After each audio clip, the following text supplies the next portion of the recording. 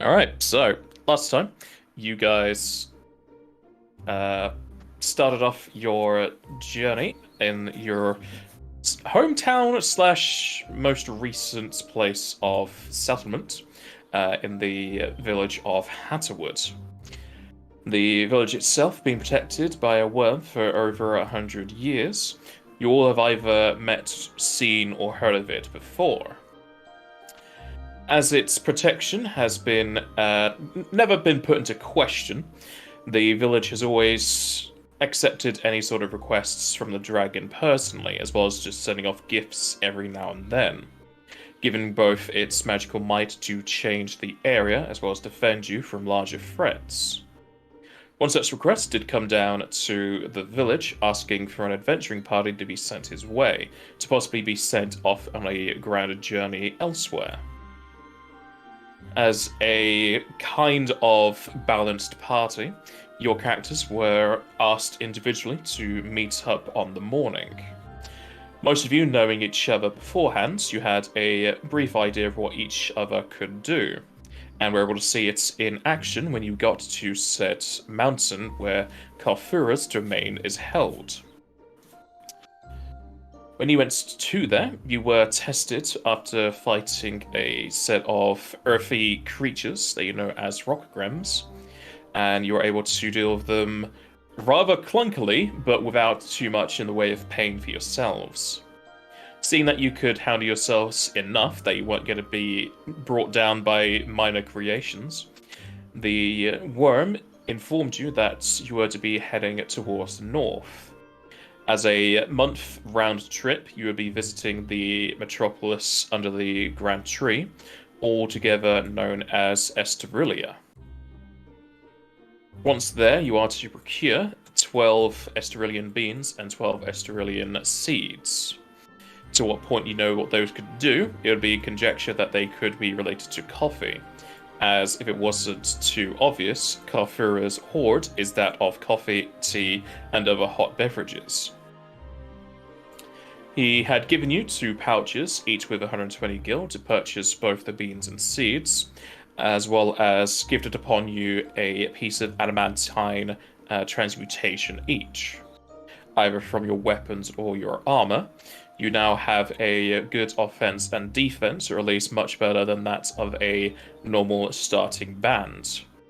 This was both an upfront reward for your mission, as well as to aid you along the way.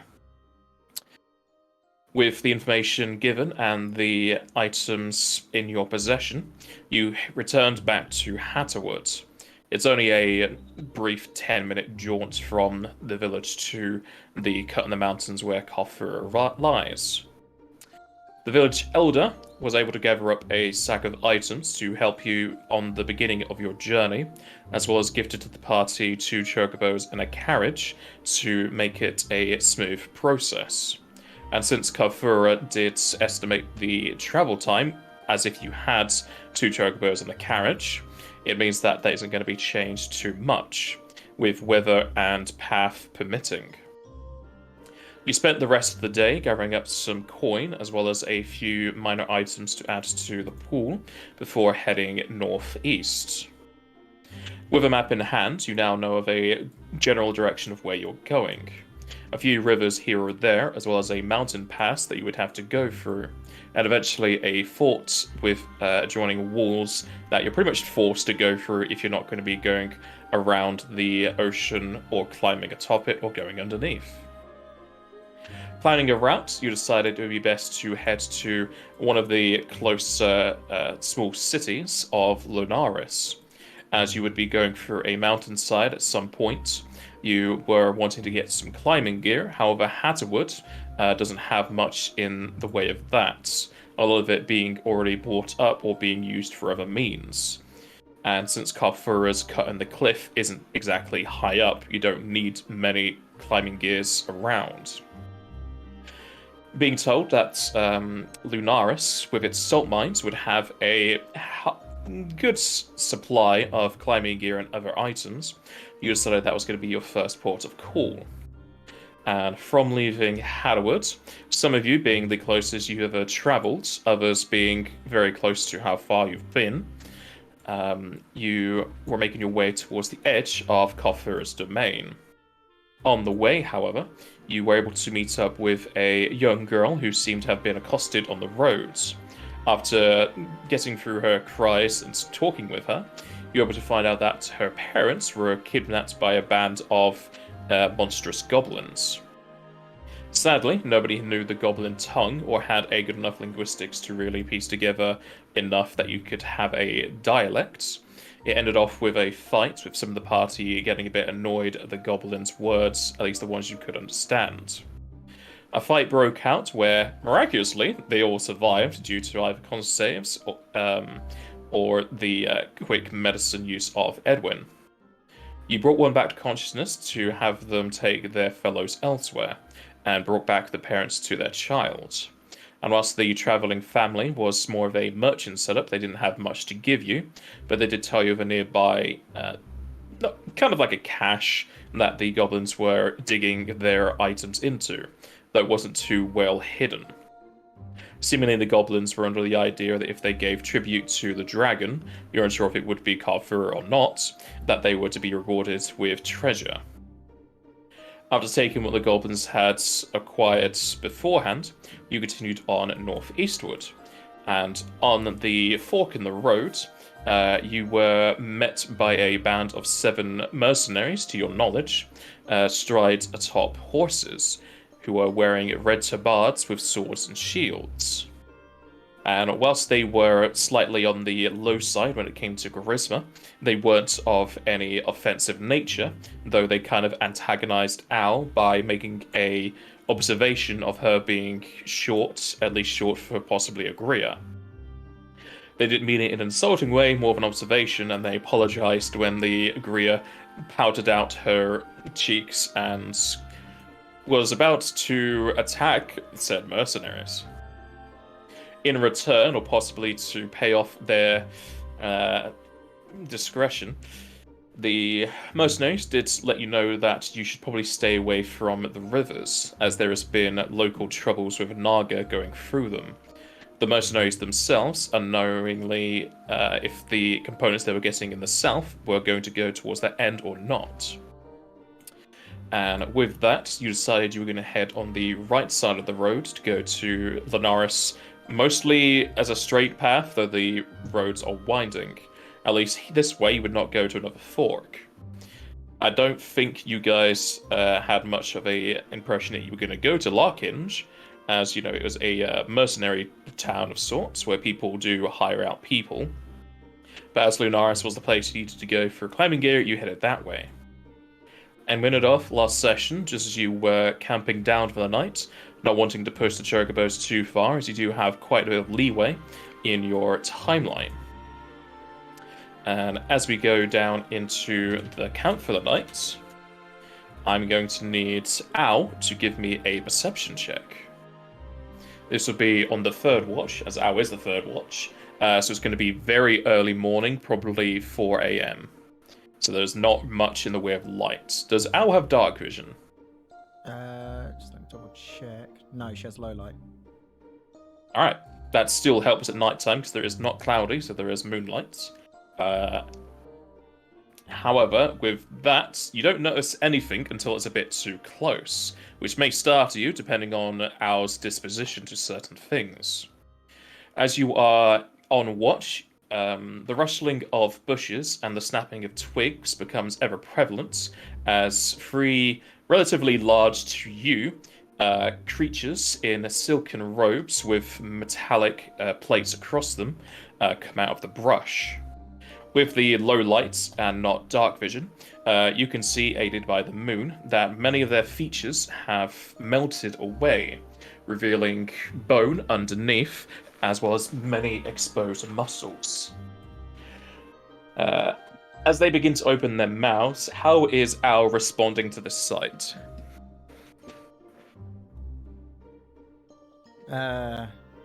Probably giving a low growl and telling them not to get any closer. Unless they want trouble.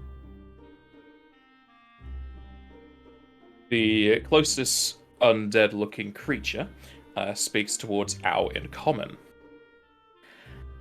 Sorry to be disturbing your camp here, miss. We'd like to ask a few questions, if it's okay with you. What's your questions? Say 'em quick and get away.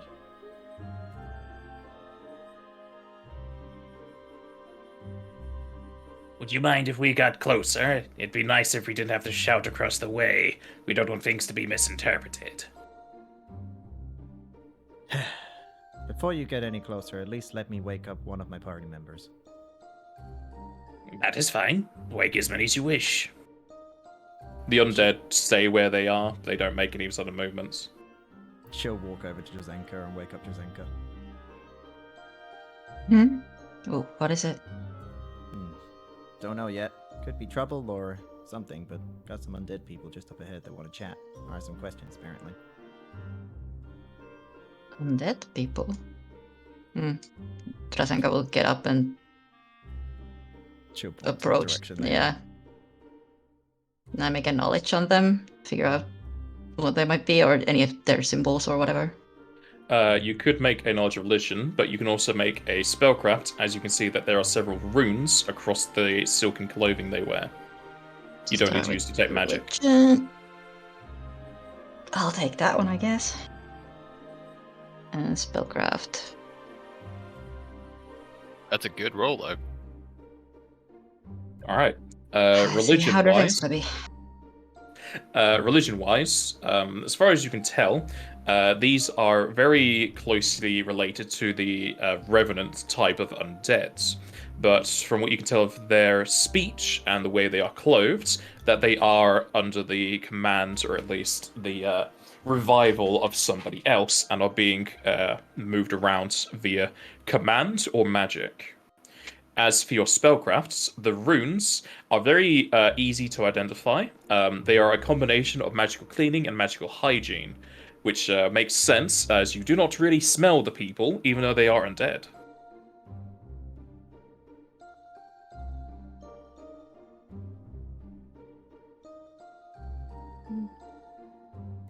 Hello there. How can we be of assistance?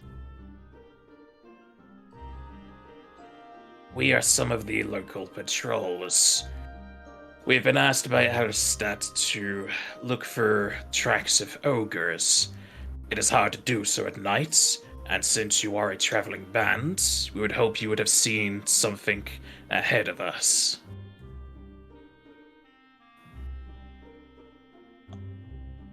Unfortunately, we haven't really noticed anything of that. We travel via our carriage and do not really actively keep an eye out for such things.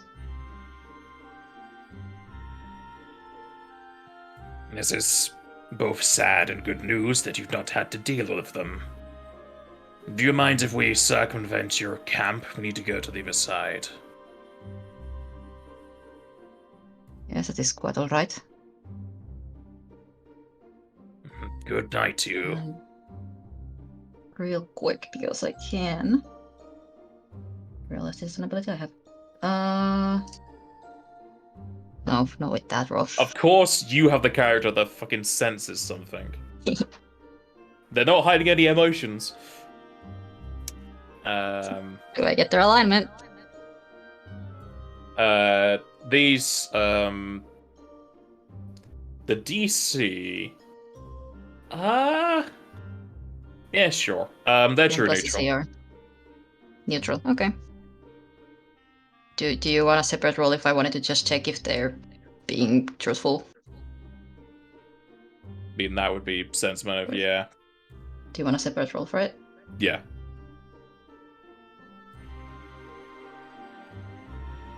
As far as you can tell, these undead might not have too much faculties in the way of conversation with other people. They know enough to get by. They definitely seem... The best descriptor would be annoyed that you don't know anything. Okay. Yeah, she said that. Yeah, that is quite alright. Just keep a bit of a bird so we don't awaken the rest of our companions.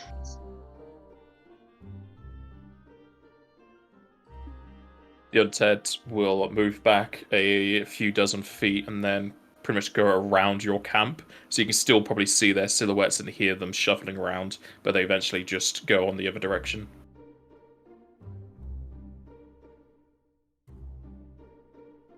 Then she'll kind of keep an eye out in the direction where she hears the suffering, but turn to, oh. Do you think you will be alright by yourself for the rest of the night? Yeah, I'll be okay.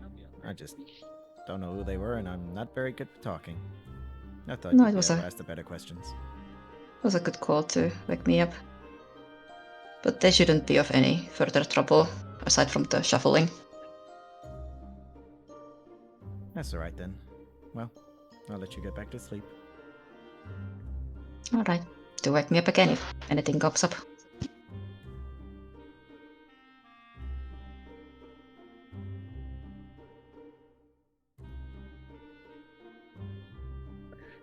The rest of the night goes through without any other disturbances.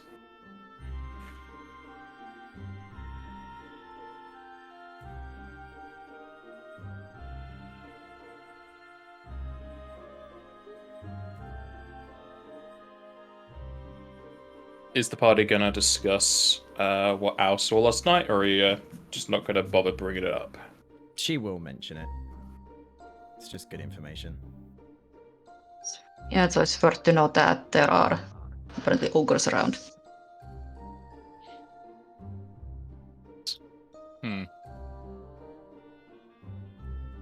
Well, we better keep a lookout then. Strange we haven't seen anything yet.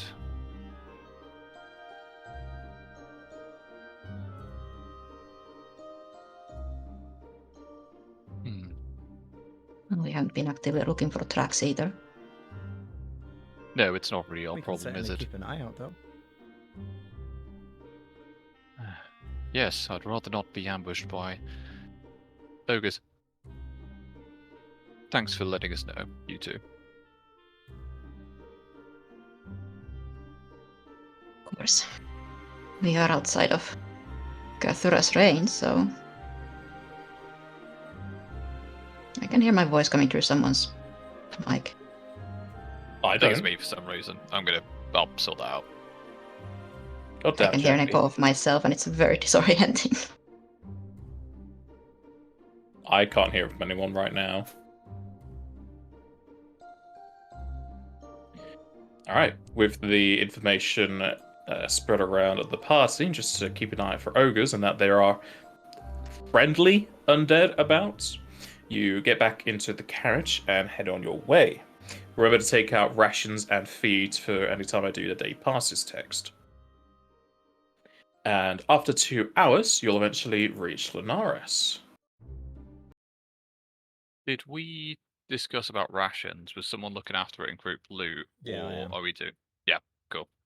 Sorry, I just haven't got anything in my inventory, and I'm like, oh shit, actually, I have no food. I You do did have have my some own rations, spare in- but if we're doing the group loot first, let's do that first. I'll take out 4 rations for everyone then. It's just easier. Yep.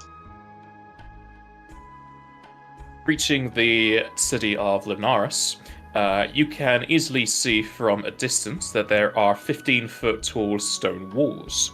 Though the walls are a bit too reflective for your eyes, possibly dazzling those with low light vision. Atop them, you can see several black silhouettes moving to and fro, though nothing really changing as you approach. Large wooden gates are sprawled open, as there is a guard just looking at anyone going to and fro, though they are not stopping anyone, even others with carts or bags and boxes. As well as that, everyone's skin, I don't know if it would really affect fur or not, may feel a bit drier at the climate, as it seems the air is definitely at least thicker, with probably powdered salt here and there. The path you walk also seemingly has quite a few footprints all around, almost as if a light dusting has been spread from the salt miners going to and fro. There is a river going underneath the entirety of the city, as you know that the city is built atop the tail end of the river. Large wooden pillars, as well as those made of stone, hold up many of the parts of the city. And whilst you do hear creaking now and then, it definitely seems to be quite the sturdy creation. And since it is a small city, a small is not a real descriptor for its size, it's more a comparison to other places.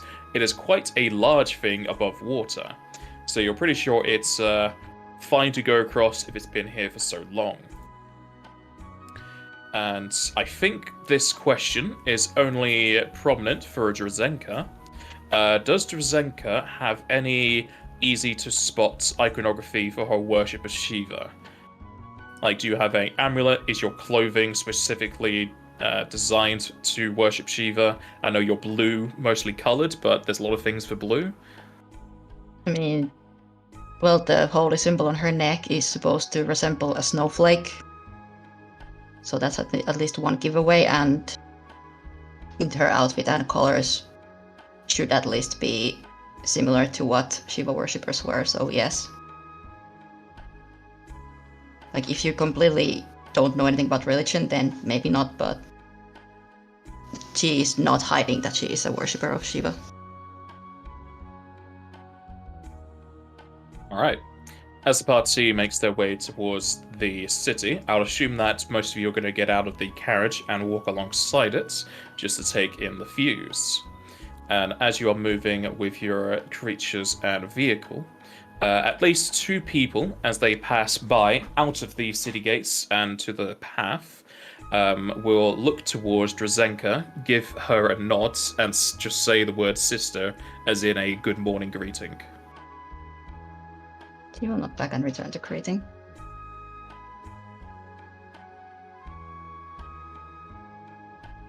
What does the party do as they breach the gates?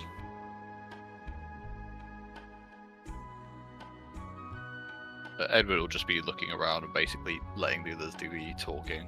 He kind of wants to take in what's going on first before making any action.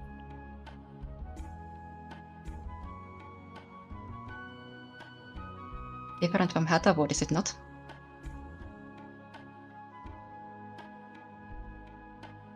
It's definitely larger. More water.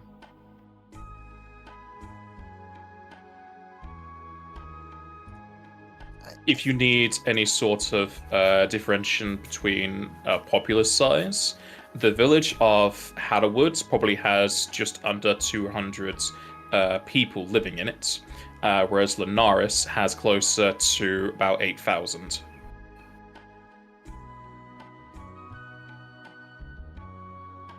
There's so many people here. You might need to speak up, Andrew. I did understand you, but it was quiet.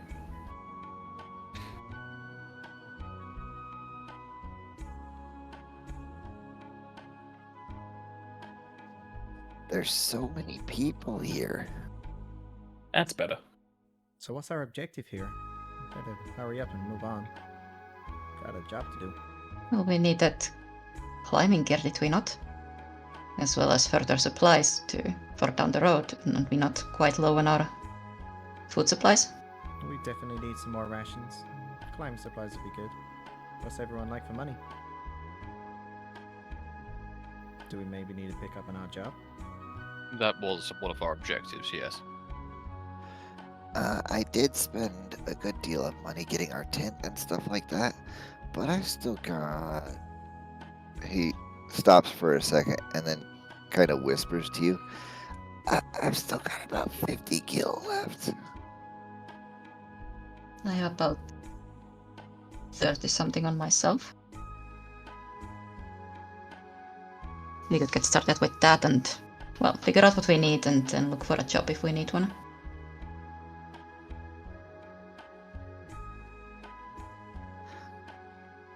That should be enough for our climbing equipment if we need it, and food for a little while at least.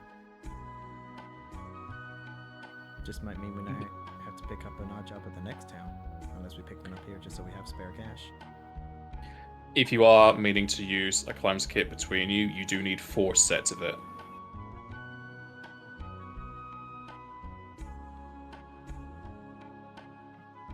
Just so you know, climber kits are 80 gil each, so we are going to have to pick up a job.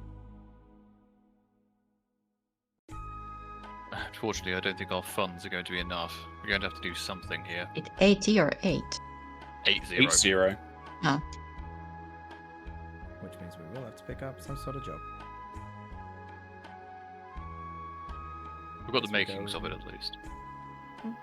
Go to the local drink spot, see if there's anyone that requires any jobs doing. I'm Them sure the or some barman kind will be of- able to give us some info. Possibly. Or There's some also kind that of... thing about the Nagas.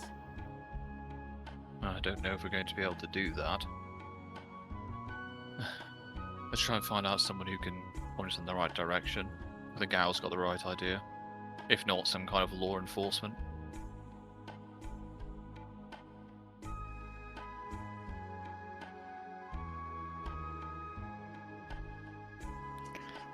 Do we see anybody nearby with weapons and armor? You're still at the entrance. There's the guard. Excuse me, sir. Yes, little cocoon. What can I do for you? My friends and I, we're looking to stay here for a day or two, but we're also looking to see if we could increase our funds a little bit. Do you happen to know of any odd jobs, or if there's a job board somewhere or something like that that we could look at? Ah, adventurers. And definitely well-equipped ones if that lady there's got adamantine on her. Don't think we've got anything your kind of speeds. There might be some lower stuff. You part of Shiva's Icicles? The lady over there definitely's got the colouring for it. I'm of her kind, but the rest are not, but... we As are he not too- mentions Shiva's Icicles, you can make a knowledge local. You can make it untrained.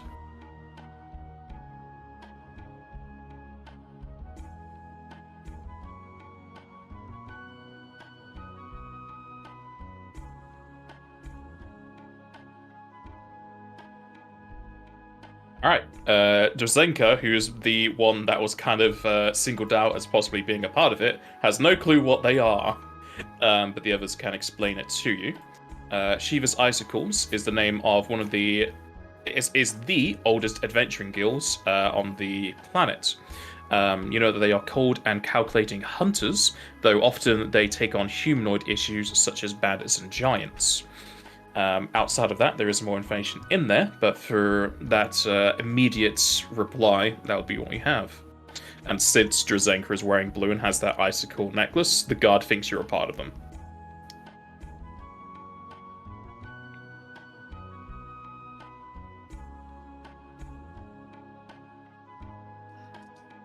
Well, I don't think we have anybody, at least officially, a part of the Icicles. We're kind of our own group. Well, you'll still be finding plenty of mundane work if it's up to you're fine with the little stuff. You can probably go to the colourful bard in town. Talk to August. He's currently working with all the guild work and whatnot. Oh, thank you, sir. Could you give us directions there? This is the first time we've been to Lunaris. That I can. Follow the main roads, and first right, you'll probably see its sign peeking out into the road. Colorful Bard. Okay. Thank you very much, sir.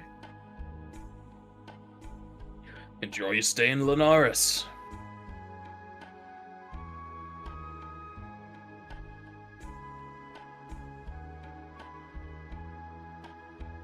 We'll start moving that way.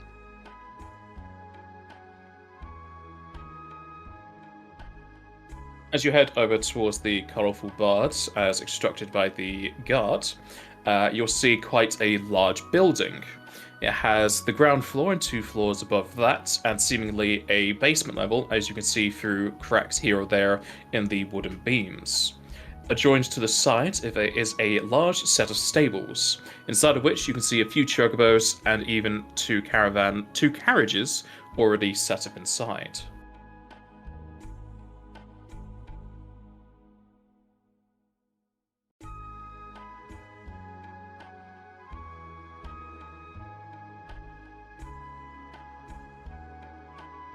Like the place. I'll hitch up if you want to go inside. I'll be there shortly.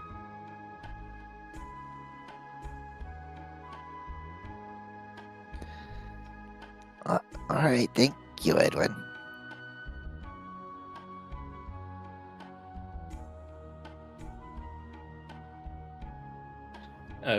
Edwin, as you move the carriage and chugabos into the stables, a short or a stable boy will kind of jog his way over to you. Morning, sir. You looking to hitch up your stuff here? Yes. Two rather good-sized chocobos and a carriage. It'll be 20 gross a day. We won't be here long. We're talking a day. I have that, I'm pretty sure, yeah. I'll hand over 20 gross to the boy. Thank you, sir. And just one moment. He shuffles around in his bag, pulls out 2 hand-sized pieces of parchment, and writes on both. Here you go. Here's your receipt. Just give it to whoever works here, and we'll let you take what you got. Probably not going to go very well, but can I... Do I get the impression this kid works here, or are they trying to scam me?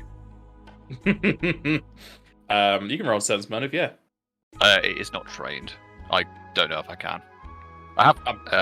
Anyone can understand if someone's lying. I don't think that requires training. Don't have to practice sense motive. You're pretty sure this lad does work here, both from his clothing and the way he's speaking. As for the price-wise, as far as you know, that's the correct price. You know that feed is normally 5 copper per animal per day, so it's an extra 10 gross just for the carriage.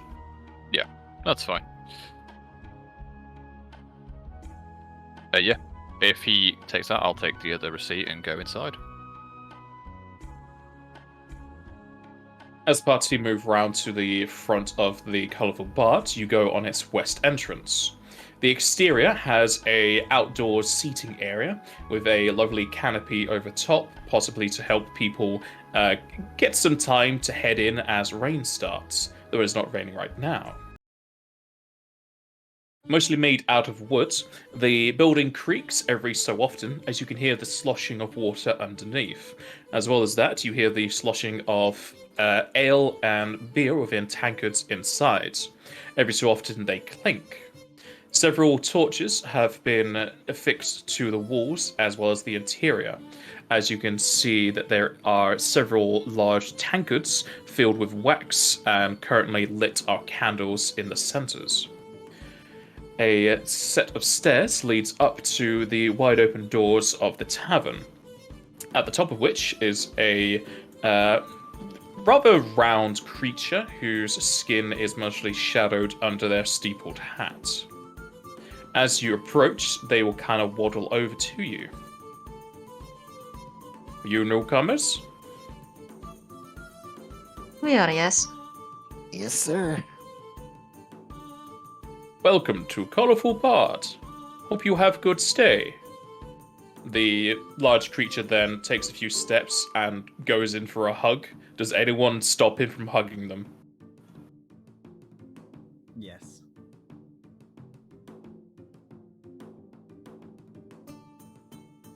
Edwin won't stop him.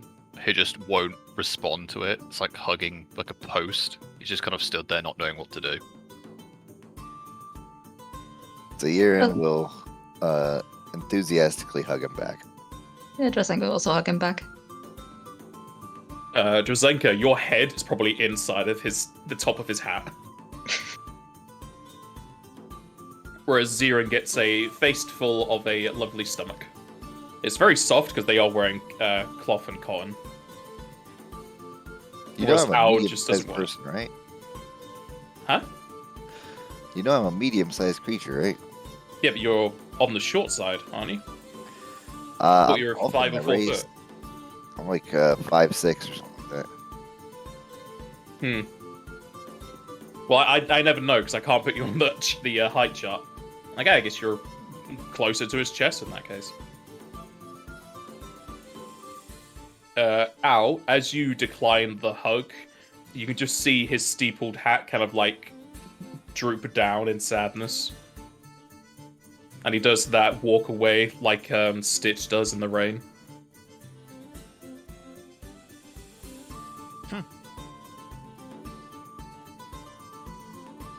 Fascinating.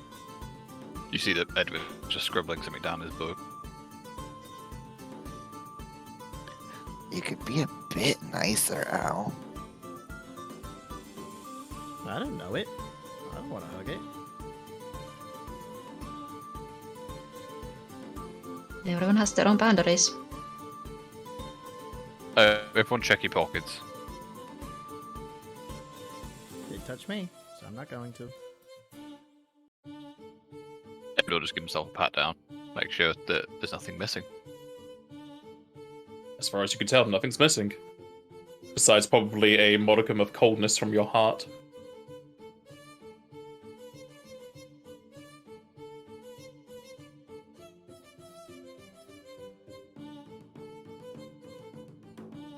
Entering inside, you see quite the colourful array of bar patrons. Many of them are wearing robes, though that could just be that they are more comfortable in said clothing. Many of them of multitude colours. You can see that quite a few people here are also either adventurers, travellers, or merchants. Towards the counter, there is a Varg on the other side, draped in a lovely black tuxedo, and by his side a Ku, whose tongue seems shorter than most others. What was the name that the guard gave us? The tavern is called the Colourful Bard. Yeah, but didn't it like say a person? Nope. Oh, no, yes, sorry. He said go meet August. He's currently handling the guild affairs. This place certainly lives up to its name. Certainly. Lovely atmosphere. How long are we going to be here? Can I get a drink? You afford a drink. Yes. Edward just shrugs. I was going to go to the bar and get a drink.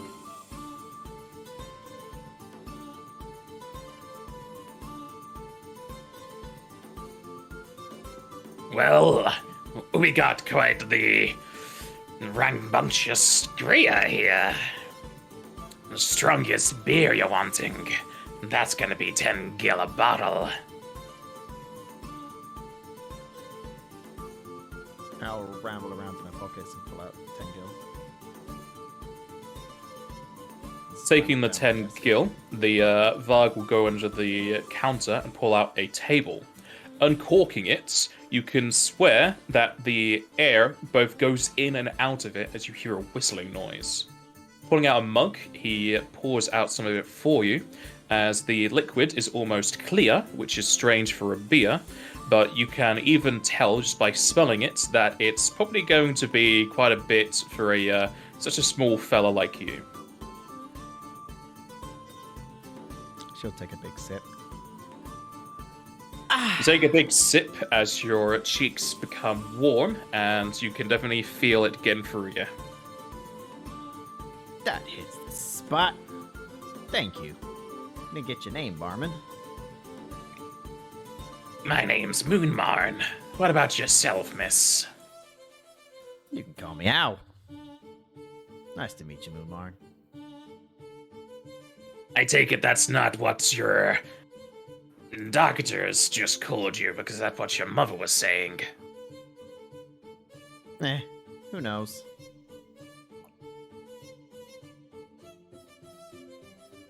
Are you just here for drinks? And what about your friends?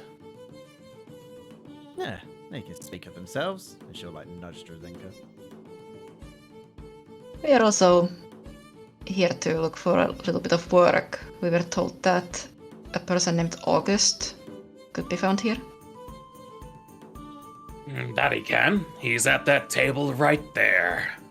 The Varg then holds up an arm and points a claw at the man sitting at that table.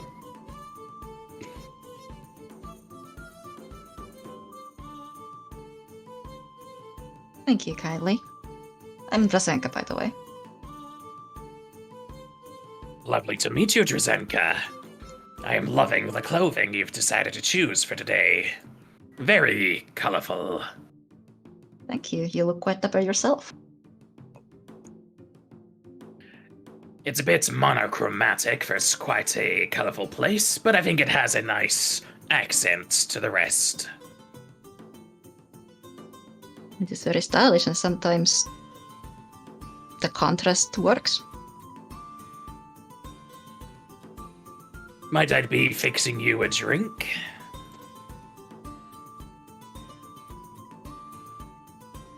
Kind of looks to her side at Al, like how far is Al into her drink? She'd be drinking it fairly fast, but not completely chugging it. Probably about halfway through her drink. I'm alright for now, thank you. But if we are staying here longer, I might buy something later this evening. Alright. I'll take some fruit juice or some spice cider if you got any.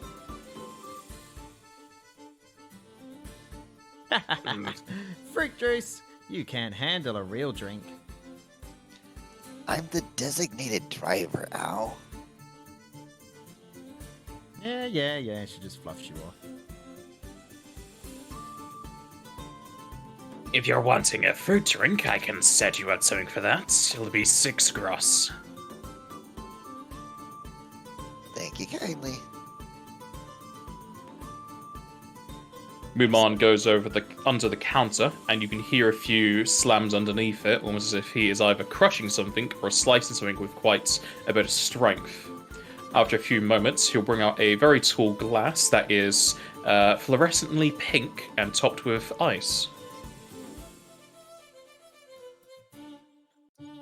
What fruit juice is that? It's a mixture of berries, but with a local type of apple we have near the mines. You'll find it quite sweet. I just want to look at it. It looks amazing. As you say that, he takes the top of the glass and kind of slides it forward and moves the candle tankard behind it so it glows even more. I'm gonna sit there and sniff at it for a minute. It is very fruity, with a hint of salt, but you're pretty sure it is not salted. I just stare at it for a little while, and I'll eventually I'll eventually drink it. But he's just gonna sit there enthralled with the colors.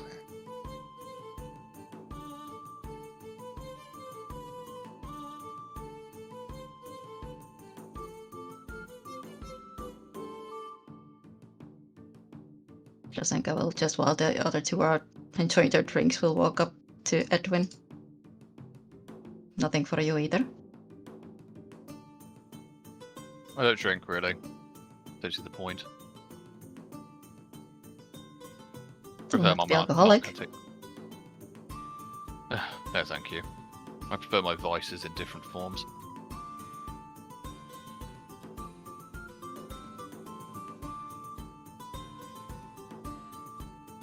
He's just sort of looking around. He looks a bit lost. Like, this is a lot of social interaction. How are you holding up? This is quite far away from home, is it not? Rolls up his sleeve. Blood pressure seems normal. Eyesight is fine. No floaters or blurred vision. I did not mean your physical condition. I meant up here and kind of very gently, like pokes your forehead, and in there and pokes you in the chest when your heart is. I've had no neurological issues, and my cardiovascular system seems to be working fine. Yes. Oh, it's so analytical. Well, unfortunately, some of us have to be rooted in the mortal realm. Besides, aren't you a hardened adventurer, killer of giants and humanoids now? If you remember with the icicles. So that part about being unhinged did strike true.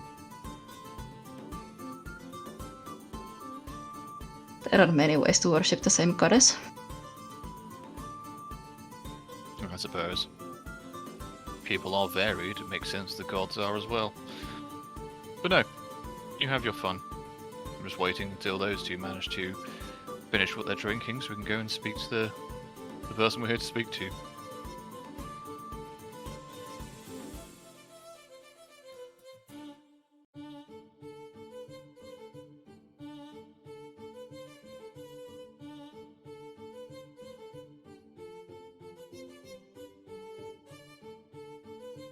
How are they getting on over there? Well, Al needs to give me a fortitude save. You can see that Edwin now is clocked that Al has something that looks a lot more alcoholic, is like getting his kit out ready in case something he needs to pre-poison.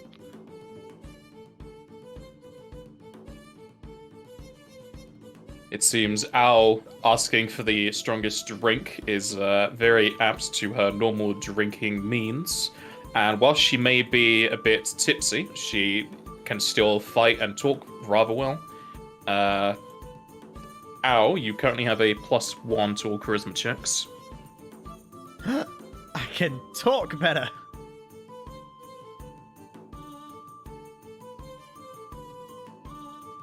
They seem like they're doing fine. Protecting your flock very well there, aren't you? They are very capable of taking care of themselves, but I do try to keep an eye out.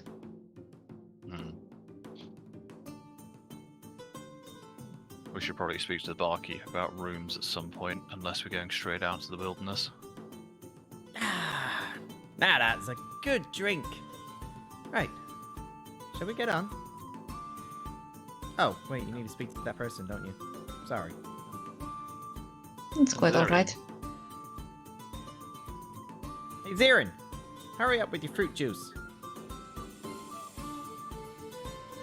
He'll take a sip and then wait a second, savoring it, and then he'll just down the whole glass and then hop off his little stool and come over to you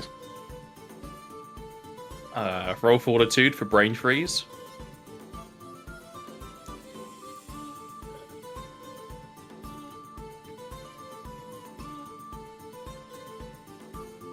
You're fine.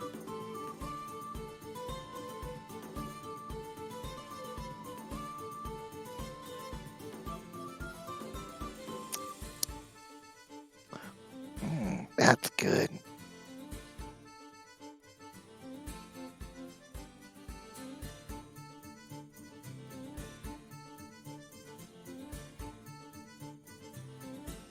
As you make your way around the corner, you can see towards the southeastern part of the Colourful Bard, possibly an adventuring setup. A large hearth is ablaze with flames, as you can see them lick about 3 feet from the ground floor as it is embedded into the floor. Several adventurers have been sat at the tables, and towards the east, you spot a very finely dressed and adorned lich that everyone can roll knowledge local or knowledge history about. I need to be trained. This would need to be trained, yes. No, ignore my one then. I don't have history yet, I already use it. I do not have it trained. Alright, Edwin, you would recognize the man at the far east to be Aristat Crow. He is a over 200-year-old Hume that lost his life during the adventurer's life and was cursed by an object to turn him into a lich. However, he still works as an adventurer, though now needs to absorb the life of monsters to sustain his own. You know that he is a relative hero of the world, as many people know about him, but not so much in the grand scheme of things of major conquests. It's just that he's been around for a long time and he's done a lot of things. I'll just formed a party and say, "That is Aristat Crow. Don't attack him. He's quite a good person." We're standing in the middle of a bar in the middle of a town. Why would we attack somebody, Edwin?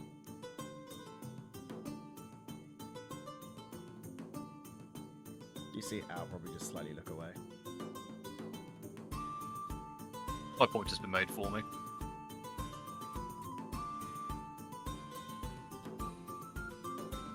We shall keep that in mind. Good. Thank you. This August person, do they appear to be male or female? They are male, draped in both greens and browns, and at their back, well, on the backrest of their chair, there is a bowstring down it. They have several bags and satchels, though most of their writing equipment is across the table. You notice dangling over their chest is a necklace. As they see you approach, they kind of do that underline as if they've stopped writing and look up towards you. Hello there. Hello there, sir. Do you happen to be Mr. August? That I am. Are you here for guild work? Potentially. We're not a part of any guild right now, but the gate guard sent us your way to look for some work to do. No, that's all right, but your friend there, she has adamantine gear. Are you already well off? We are not. Our gear was a parting gift of sorts. I've got a little bit too, and I'll turn around to where, and you can see, the sword on my back is nearly as tall as I am. Would he be able to see the blade? Is it not sheathed? Well, the blade is not so much sharp; it's just pointy. So the only part, I can just clip it onto something, and it'll stay there, and it's not gonna cut anybody. It's just a tip you have to worry about. I mean, it's more for weathering and whatnot. But, okay. Quite wealthy friends indeed. I thought your friend over there might have been a part of Shiva's Icicles. But if those are just parting gifts, then I suppose I can work out some jumps for you. Do you know about adventuring guilds much?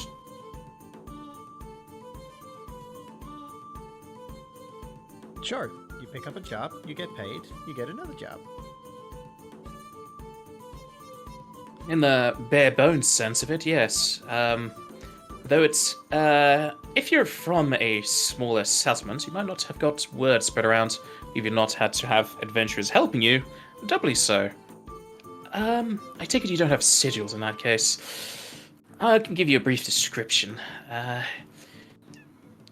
If you've not had many issues with spies and the like, us guilds were instituted about 400 years ago now. It's a sort of requirement to be taken on quests. We don't wholly enforce it, but most of the populace do abide by it, so you may find it difficult if you don't join with a particular guild. If you're not one to be having just one, you can join as many as you like, but as long as you have a sigil, you're fine to be picking up quests. Each one you take, you need to pay the guild you're assigned with, or the one that's closest to you if you have many, 10 gross. Anything else as reward from the quest, you keep for yourself. If you have any ideas as to what guild you wish to be a part of, I can sign you up with any of them. Though you may find that this place is mostly under the Crimson Sleeps. You might find them on the roads here and there. As they mention Crimson Sleeps, you can roll knowledge local. It could be untrained. For these, the guys that you met on the road in the red tabards, but they're members. If you're on knowledge local, you might be able to piece that together. Drazenka definitely knows. Why now? And so does Edwin. You know that the Crimson Sleeps are one of the guilds associated with quests and adventuring work. They are one of the oldest, but not the oldest, and they are in most of the settlements on Dandara. You know that their main colors and symbols is that of red and horses, at which point you're pretty sure that the 7 mercenaries you saw on the road were indeed Crimson Sleeps. And these people mostly lean towards neutrality and lawfulness, and they protect the sentient kind by killing monsters.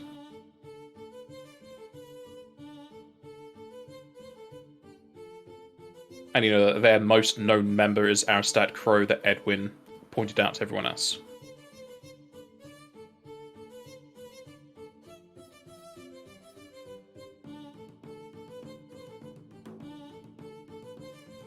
And if you wish to roll knowledge on the other 2 guilds, you can roll knowledge local untrained. 1 or 2 different ones. It'll be 2.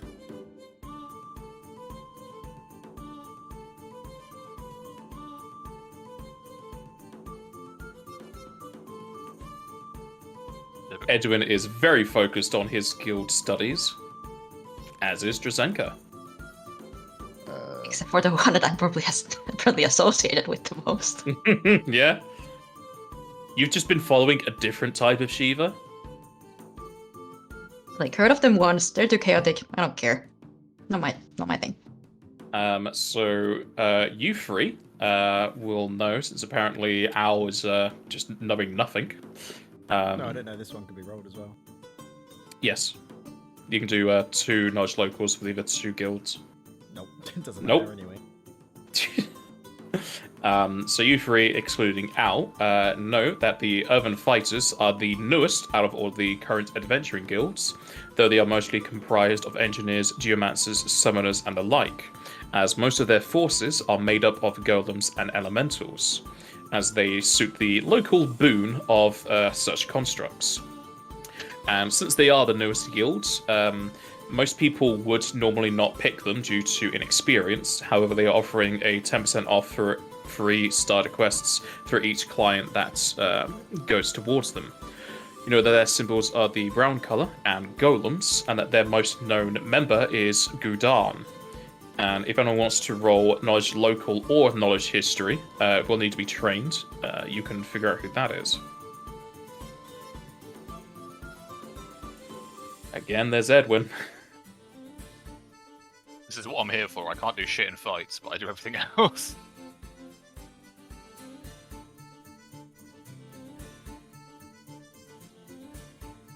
And you'll know that Gul'dan is a Galka who is strong both in muscle and mind. His creations in the schools of constructs is known across most parts of the world, and some people attribute the current golem boon towards what he created when he was 12. However, some people have discounted that, as his fame is just giving him credit for things he's not done.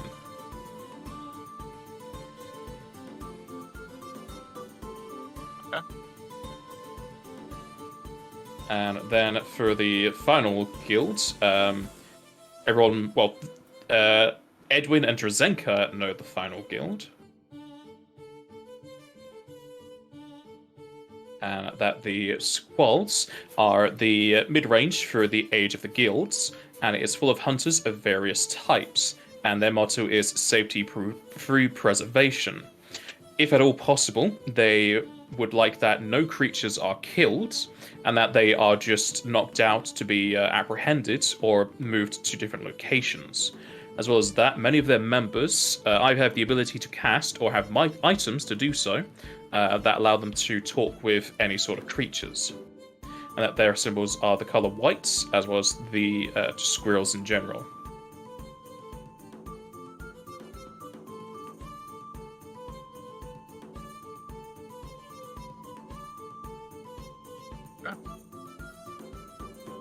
For those who didn't understand it, Edward will just tell the party about what happened here, in terms of what the guilds are and what they entail.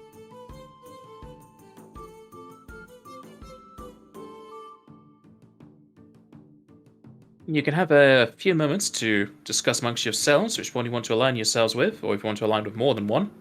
There's no particular enforcement that you stay in one. If you feel like you've grown apart or decide you want something else, you can always leave.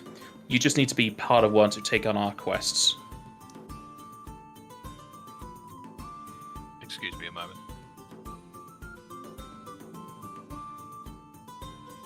Edward's gonna start walking to the right. You guys can keep talking if you want. What they all sound so grand.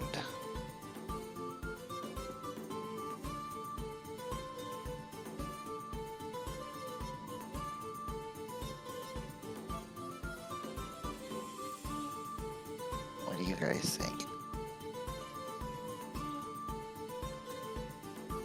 Well, if we have to join one, we have to join one. Like August said, we're not tied to it. I swear you just called August Hargus. No, August. Might be because I was a bit further away. Maybe.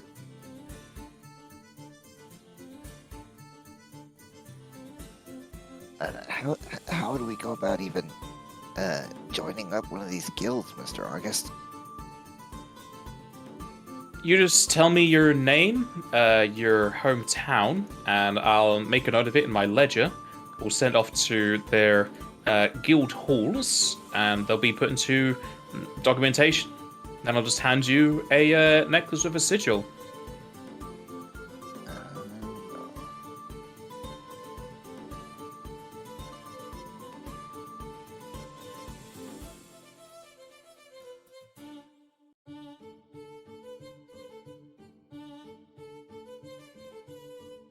Well, as far as I understand, the Crimson Slaves are the most common around here. That they are. Many of the people at this tavern right now are Crimson Sleeps. You'll see a lot of them towards the west as well. They like to patrol the roads. Some people just have them permanently hired to do so. But if you're wanting to introduce yourself to more of them, you'll find a lot of them at Larkhinge. So I believe we met a group of them on our way here. Ah, good. Then you should know what to look out for if you want to be joining up with them. I hope there was no troubles. No, nothing like that. Kind of gives a slight grin towards Ao. You'll see she just pops out a vein in her forehead. Just annoyed.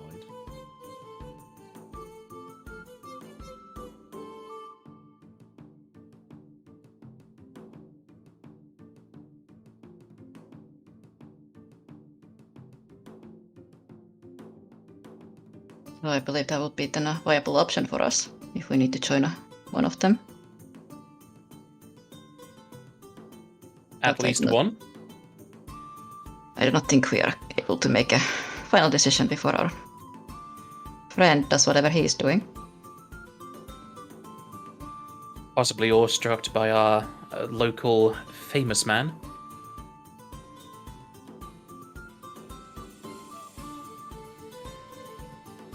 Let me go check up on him and see if he's okay.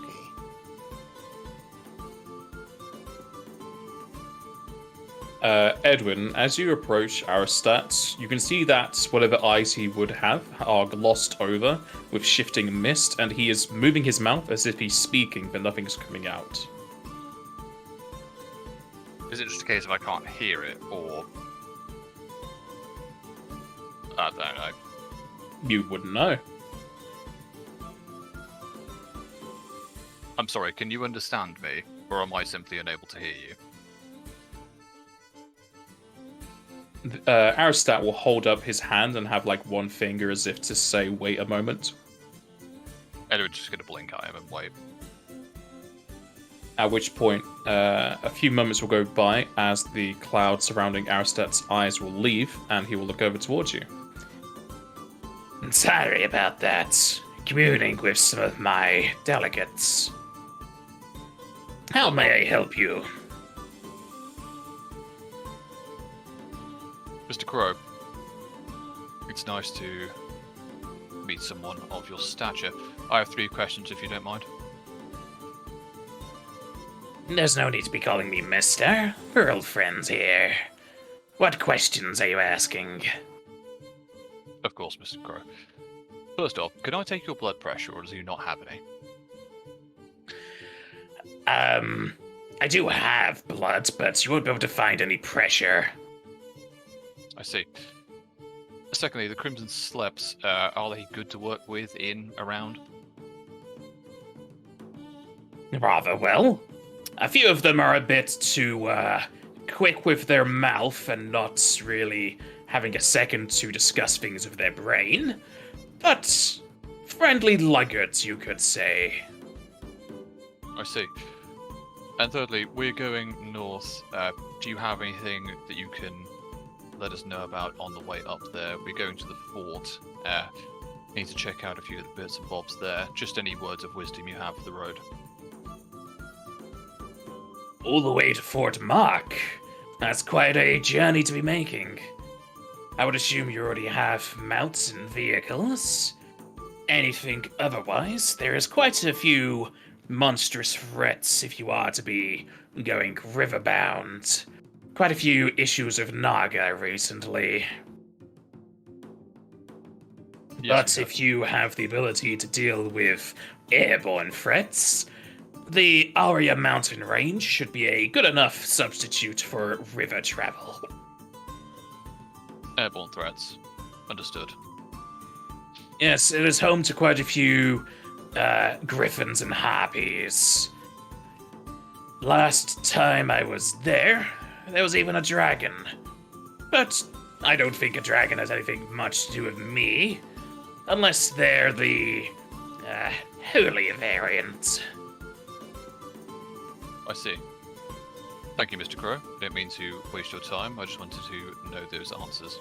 Many thanks, and we'll just turn on his heel. Goodbye.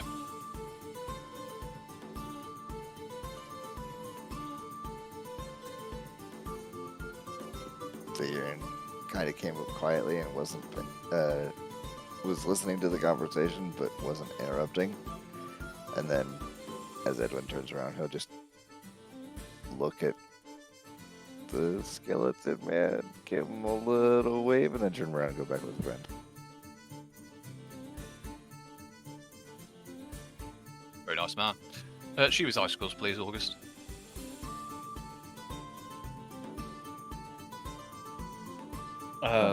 That was quite the quick discussion. Your friends here were saying they were going to discuss things, but you're fine to have different guilds. Oh, is that what we're doing? My apologies. And I'll just look at the rest then. What were your choices? That is how things usually go, dear Ed, when we talk about things. Yes, have you not spoken already? We have, but we were interested in hearing your reasoning. Everyone talks as if you're a member of the Icicles anyway. Let's just do that.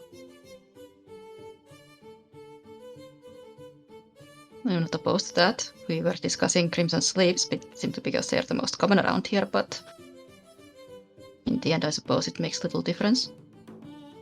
If you're going to pick one based on their regional strengths, who is strongest in the north? That's where we're going. Or is it values? I'm sorry. Is that a question for me to be having some input?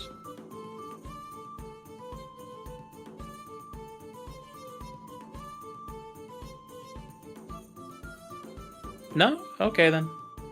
Everyone's just he's just looking between people. He doesn't really understand what's going on. He kind of just picked something and thought you guys should really pick something as well. I have no objection with what we choose. If it's Shiva's icicles, then so be it. Is that okay with you, Dredzinka? Yes, it is fine. We can sign up with multiple guilds, can we not, August? Yes, you can have more than one. You can have differing ones amongst your group, as long as you have one. Or at least one. Excellent. Well, if you have no issues with Shiva's icicles. I see no issue with that. Bandits and giants are prey I don't really care for.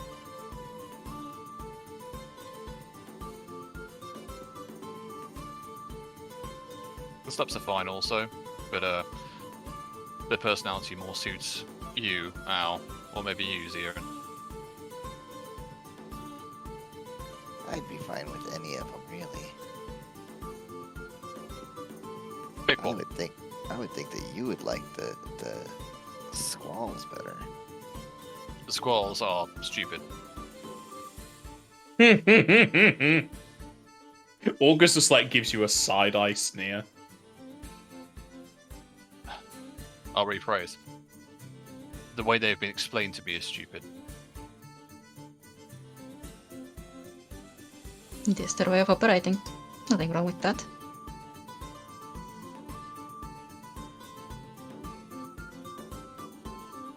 Alright, I think we can all agree with the icicles for now. Mr. August, if you'd be so kind. Indeed, we are a cold and calculating party. The icicles seem well.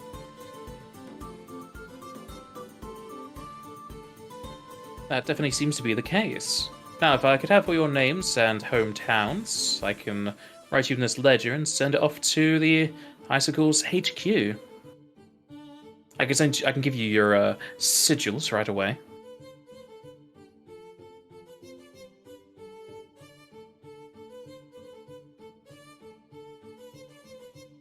Does anyone put in fake names or fake addresses? And I'm pretty sure everyone would be Hattahwood, yeah? Yeah, Yep. I can't see a reason why not. Is it your current place of living, or...? He says hometown, but most of you have your hometown as Hattahwood because you either are nomadic, so you don't have a hometown, or your hometown was destroyed, so it would just be Hattahwood as, like, next of kin the hometown. I mean, my actual hometown's in the mountains. Does it have a name? Yeah. Did you read my backstory?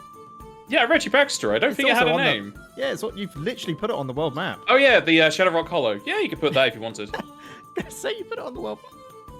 Yeah, that. I was like, there's no name. I thought I gave it a name. It's like, no, it was in your backstory. That's where I put it there.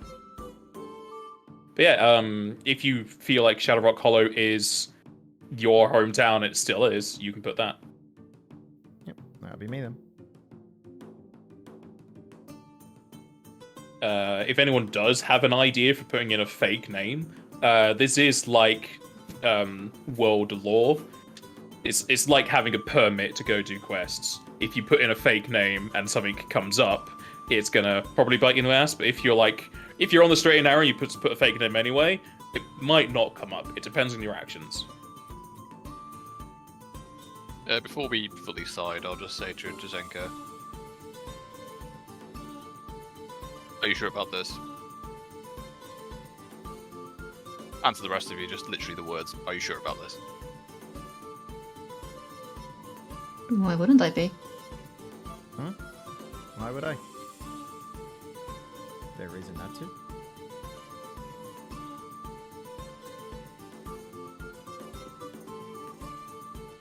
I'm okay with it. Good. I know I make decisions quickly. If anything, I did not want to assume for the icicles, seeing as I'm the only follower here. The Sleps are interesting, but they have a different methodology. The Squalls are pacifists, and... They're not pacifists. They will beat you up. They just won't kill you. No, but I know they're not actually pacifist, but Edwin's just thought process is that. The Earthen Fighters don't suit any of this, frankly. Shivas makes sense.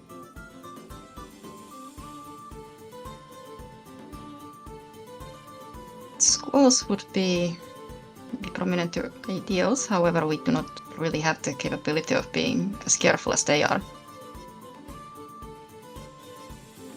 My ideals are simply to allow things that live to live where possible. If something needs to be killed, it needs to be killed. You have to cut a cancer out, or sometimes chop a limb off to save a body. Can't save everything. It doesn't work like that. Nature gives and nature takes.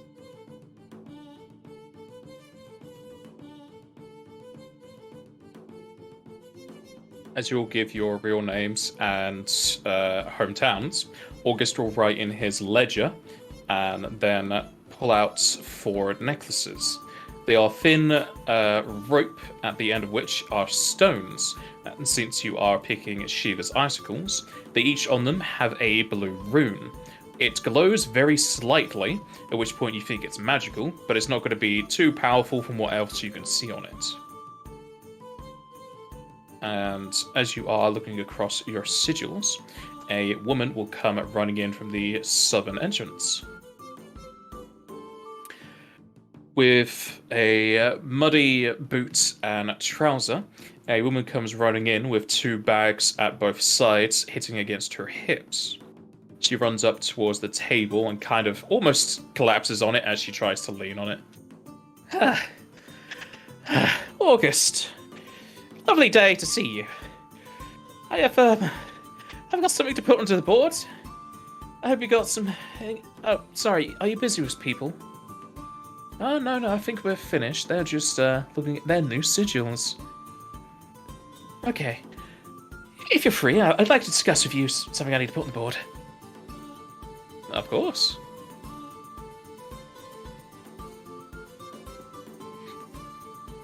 The 2 then talk amongst themselves. I mean, if it's a job that needs doing, we're looking for one. Something we can help with? The lady looks over to you, then she looks down. Oh. Sorry, I don't know if this is gonna be, Wait, did you just say you just signed up? Why'd you have adamantine armor? Al just shrugs her shoulders.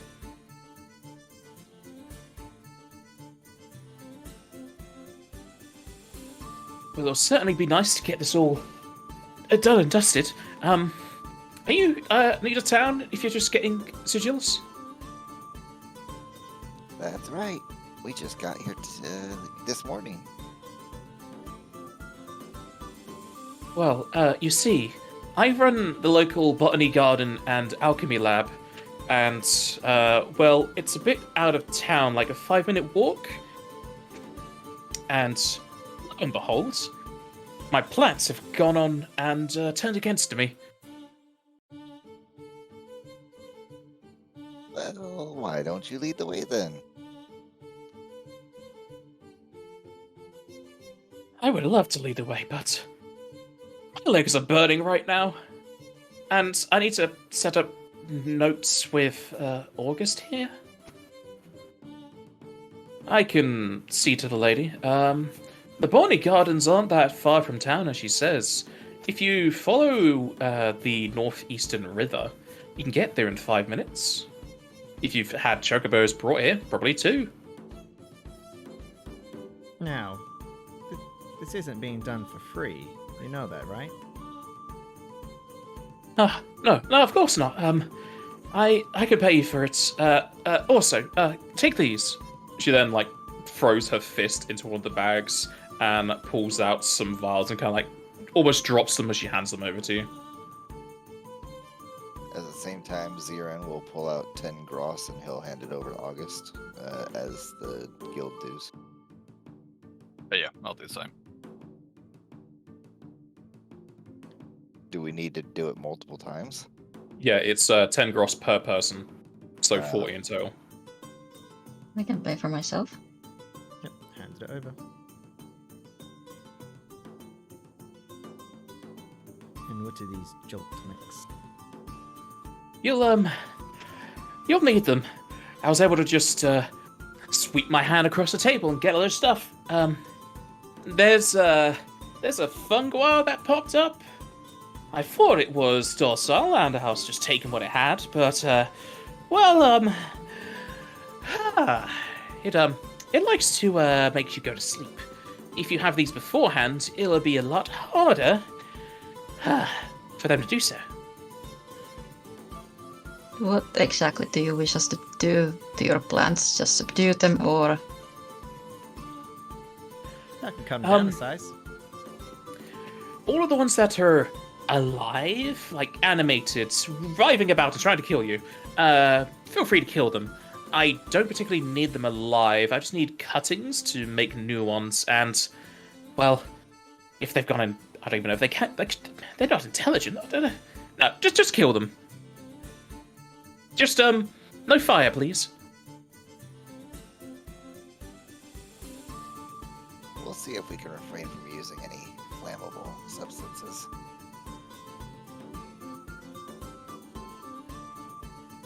Are they fast? They're plants. They're definitely quick to get up. I don't think they can go too fast. I mean, I certainly was able to run away from them. We may be able to shoot them from further away then. May I see your leg? The lady kind of like turns around as if she's trying to like walk back into the table to get away. Good. I can tend to my own wounds. I'm a doctor. I'm a botanist. Fantastic. The sky is also blue. Well, we're currently inside, so I'd say the ceiling is brown. Oh, so we are talking about things that don't matter. I understand. We'll go and get your things.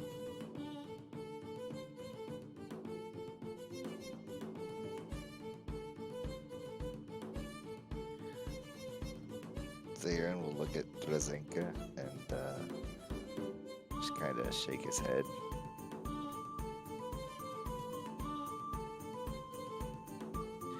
We should try to keep him from speaking to people as much as possible, shouldn't we? He's a grown man. He can make his own decisions. Are And you sure mistakes. about that? Are you sure about that?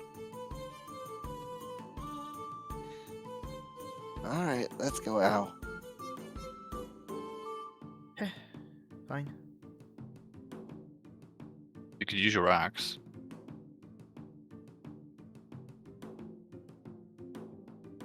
I don't know if you said it or not, Jaster. Did you pay the 10 gross? Yes, I did. Okay. Do any of you have ranged weaponry? No. Ah, I see. We talking about you got an axe? There's a light crossbow in our items. There is. We'll see what the battle feels like.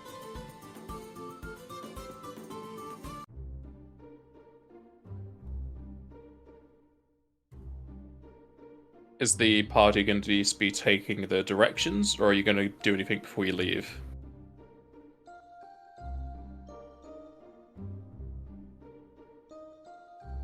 Edward's just Do gonna... we need to I'm do sorry, anything go on. before we leave? Not that I'm aware of. Edward's very much in, like, walk towards thing, do thing mode, but if you guys want to do something, just let me know. Well, it sounded quite urgent, so... And it is early in the day still. We can take care of this. Yes. Let's drink those tonics when we get a bit... Well, it lasts an hour, it's 5 minutes away, right? It is 5 minutes on foot if you're going on foot. Yeah, I'm going to drink my Jolt tonic and go in that direction. I will follow suit with the drinking of Yep. the tonic. Likewise. Agreed. Everybody downs their tonics and walks over to the northeast. You're able to find the smaller river that sparks off from the main one, as described to you, and are easily able to follow it to a bridge. I'm assuming my tipsy buff is now gone. Nope, you would still be tipsy. It's only been 5 minutes. Love it. As you get to the bridge, it ferries you over the river. The river having two different parts to it, the middle being the deepest. Though there is a not exactly sheer cliff, it does lead you down a 10-foot drop into the waters. There's no easy way to get back up from what you can tell, but there are several rocks and boulders here or there you could use as stepping stones to get your hands to reach to the edge. A few trees peek out from the floor, and across the bridge you can see the small botany station set up. 2 large wooden doors are wide open to the inside, as you can see that the woman indeed ran away in a hurry. Though from here, you are unable to spot anything in the animated leafy measure. I suggest we try to lure them out somehow. Edwin will have his crossbow out, not a rapier at the moment. Al, can you distract them somehow?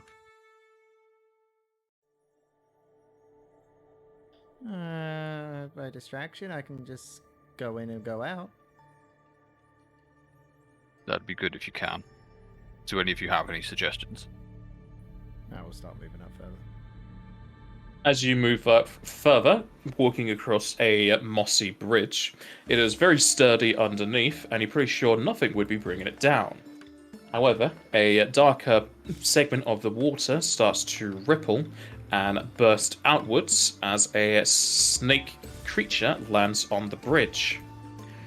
It hisses at Al as it speaks in common. Mine! Naga. What is this I thing looking hope. at when it says mine? What was that, sorry?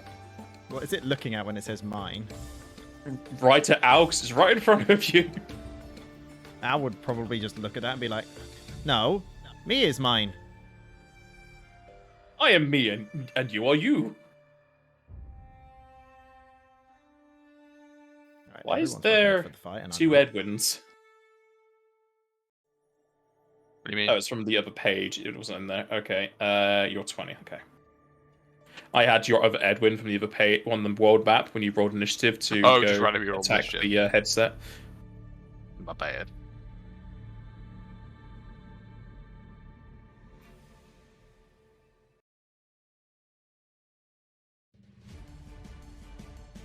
If you wish to roll a knowledge on this creature, it is knowledge dungeoneering. It needs to be trained.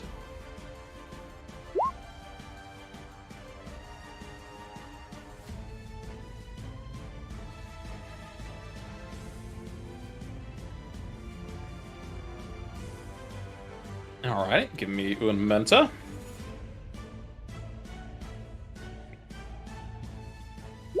You know that this is a Nagaling, a snake with a face of a human but the body of a muscular and dull grey serpent. You can learn 3 traits. Justo, would you do the honors? I may. Thank you. I think that's good for us at the moment.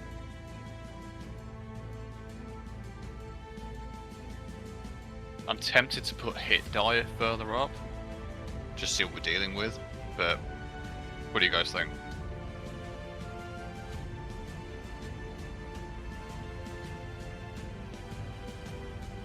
I'm fine with whichever. They're fine with each other. But how does the hit die benefit us? Just to know roughly how tanky this thing is. Although it doesn't help us mechanically so far, so yeah, I'm happy just to leave it as it is then.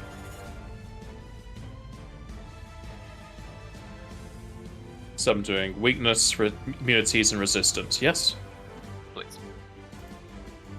Alright. It is weak to ice, has no immunities, and it is resistant to water by 5 points. Gonna yell that to Drazenko immediately. Good to know.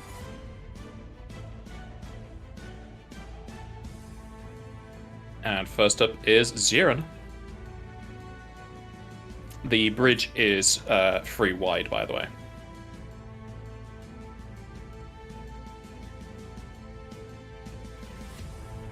Let's see.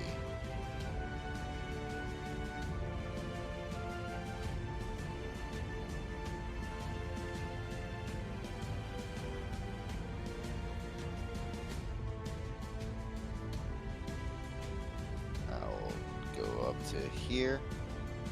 As you go to there, the Nagaling will attack opportunity you. Can I use parry interpost on that? Yes. It just takes up my opportunity attack for the round. And if you do repose, that would use your swift of the round.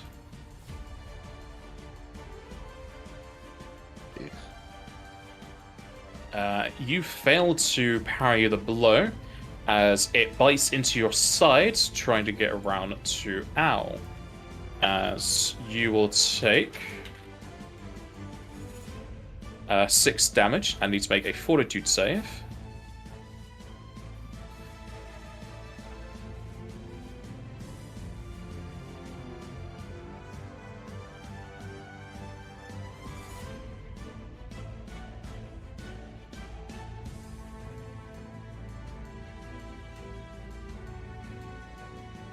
Intro, fort save. There it is. Yeah, I having difficulty getting my damage. And what is Siren's CMD?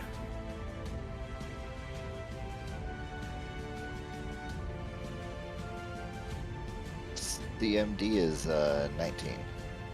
Pretty good. Alright, it pierces into your side as you can feel an itchiness start to move around, and even more as it jerks you into its square as it grapples you. Well, that's not good.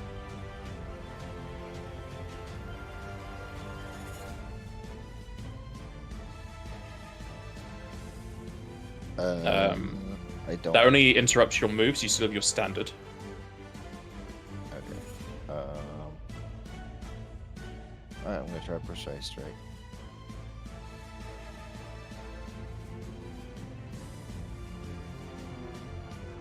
Nope. You fail to stab this thing as it arrives with you. And in your conditions, there should be a grapple thing you can tick for the penalties. Just roll for dex.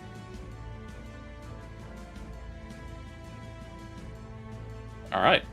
And with that, the Nargling is going to do another check. But needs to continue the grapple.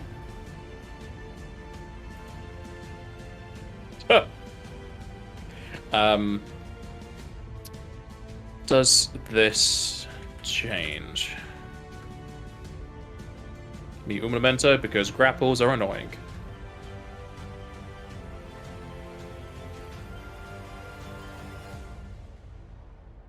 If you're talking to maintain, it's a +4 if they instigated it. It's 5, +5. Oh, is it 5? Damn.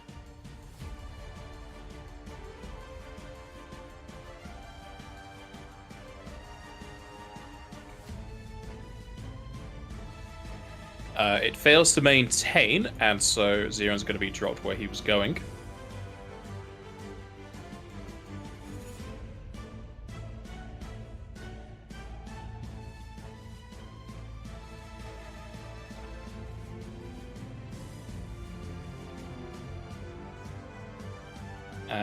Then is going to make another check. Ow, what is your CMD? It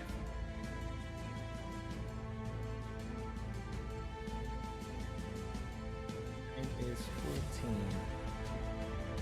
Really? 14, alright. You sure? The Naga is going to leap onto the side of the bridge and slither its way along the side of it.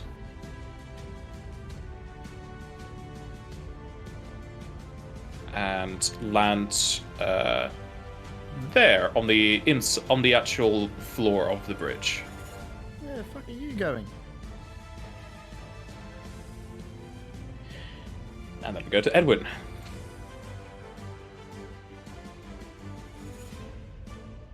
Just checking triage. I believe it provokes.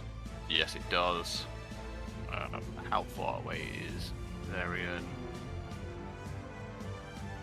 He's just outside of the standard range. I have to full action it. I'm just gonna hope he's okay for now. 5% backwards, and shoot this motherfucker.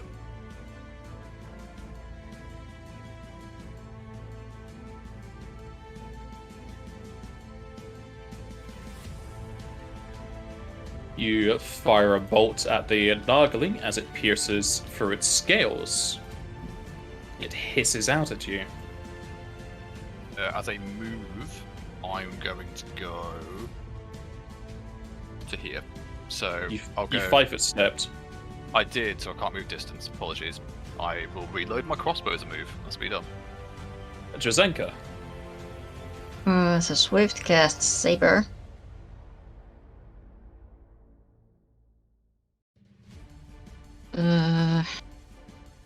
Then move on over here, in between it and Edwin.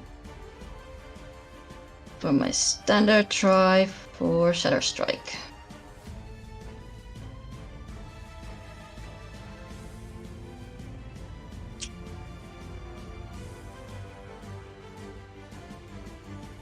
You slash out with your blade, however the Nargaling wiggles around as you'll miss. Ow. She will charge up to it and attack it with her axe. Nice.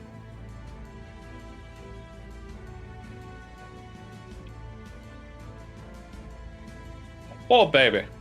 You charge down, bringing down quite the painful strike with your axe across the Nargaling as its blood sprays across the bridge, but it still stands.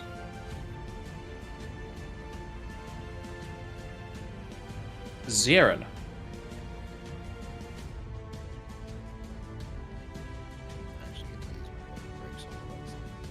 Cannot hear you. I might actually get to use my limit break, so give me a second. Sorry, I did want to go and heal here, but I don't know how much AOOs it's got.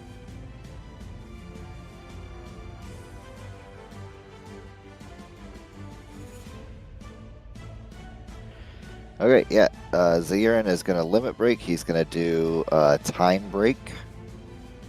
I can attack any single enemy within 90 feet, even if I could not reach that enemy. And for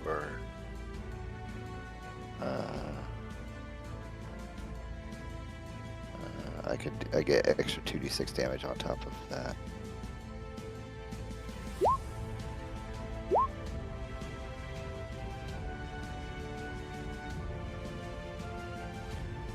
So that should all be in there. You pull out a shard of time as it appears above the Nargaling and pierces through them, as they will wiggle out in pain as more blood sprays across the bridge, and its body will flop down.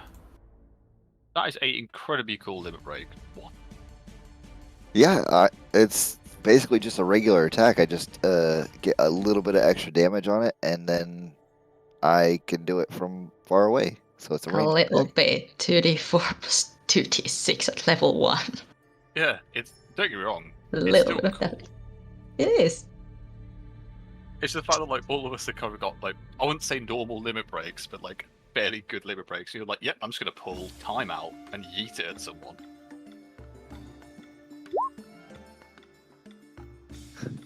It's just too bad that I got like so close to minimum damage. Edwin will come over to you, and unless Drazenka has any plans here, we'll go to heal you. All right. You are the better healer. I'm gonna triage because surgery isn't actually that good yet. So you'll heal for 10. So I gain 10. You gain 10.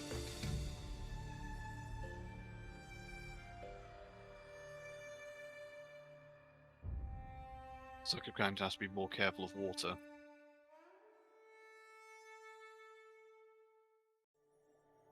We were warned about these things. I didn't expect them to be this close to settlements, though. Yeah, and that was the first time we've even come across water, so that was really surprising. Let's keep an eye on it in future. Well done, everyone.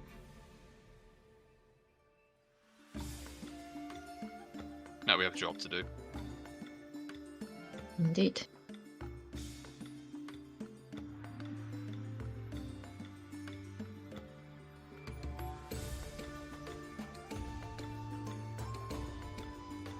Ow. You're making me update my macro. Leave me alone. I'm giving you damage, shush. Wait, what? I'm giving you damage stuff. No, I just realized something else. Can I carve off that thing that I just got told? Yeah. I'm gonna carve it off. Everyone can see Al is picking something off of the Nagaling. What did you find? Oh, nothing. I just found this shiny scale. Look pretty. I can't turn my character around. There's a little dot, it's hard to find. Probably That underneath will your circle thing. Show the shiny Yeah, it scale was. to everyone. Ooh, Can I look detect at magic that. it? You can certainly detect magic, and it is magical. I'll try the spellcraft. You can certainly You try. can- Do not mind me. Nope. It's magical. I'll pocket it for now. Nice to know. Might be worth something. I'm gonna. It is an item. I'm gonna try to sense motivate. Nope.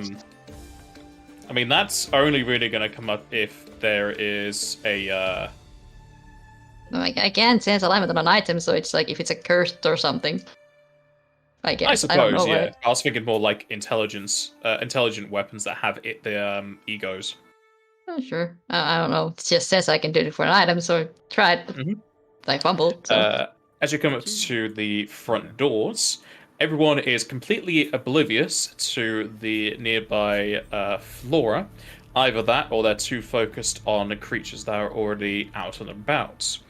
As no one will notice this thing amongst the shrubberies, as a very wide-reaching douse of pollen comes from within. Ah, shroom. That's what they warned us about. Where's my radiuses? Apparently I didn't bring in my radii. I was even gonna correct you and I stopped myself.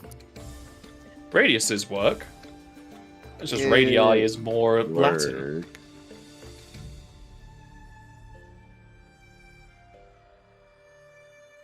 Language is made up anyway. Language is a construct. Is indeed a Nothing is real. construct.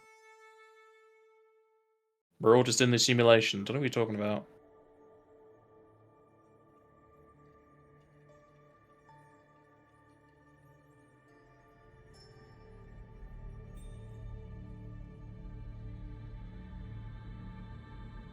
Ah, only two of you.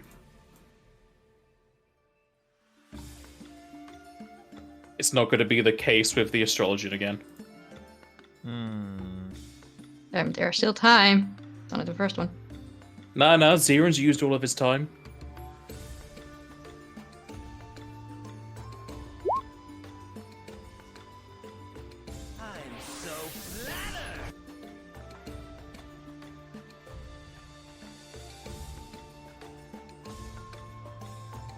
Alright, I'll need Al and Drazenka to both give me a will save, please.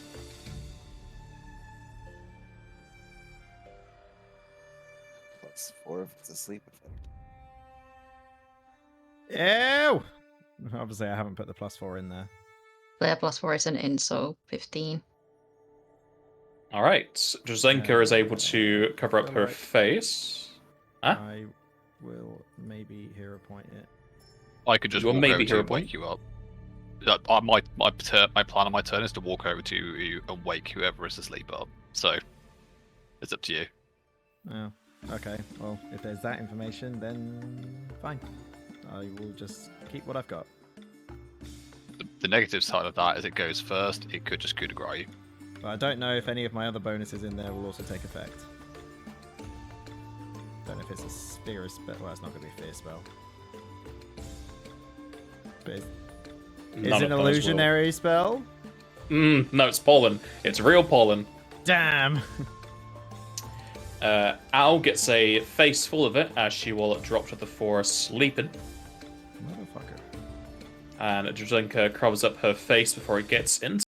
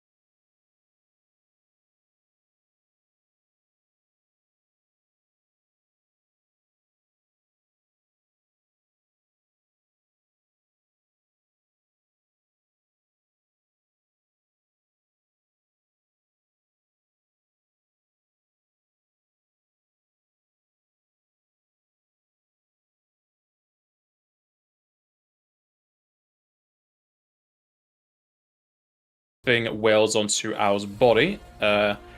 Edwin probably praises all of the sciences because I don't think he believes in any deities. That this thing did not coup de grace. Nice. However, Al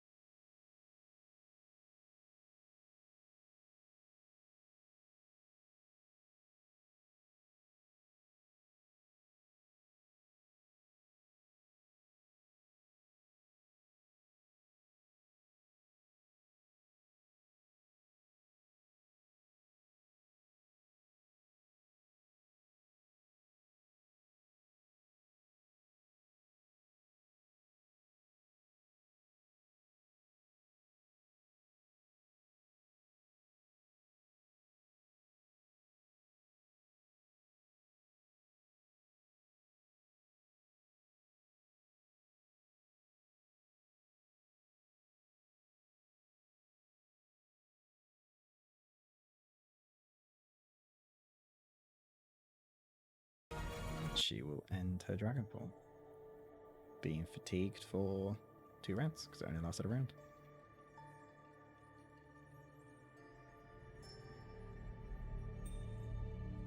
Do you add 1.5 to your claw and bite, by the way? No, No.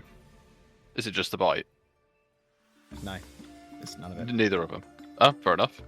Didn't know if they were Not primaries till, or not. Yeah, not till later levels. Fair enough.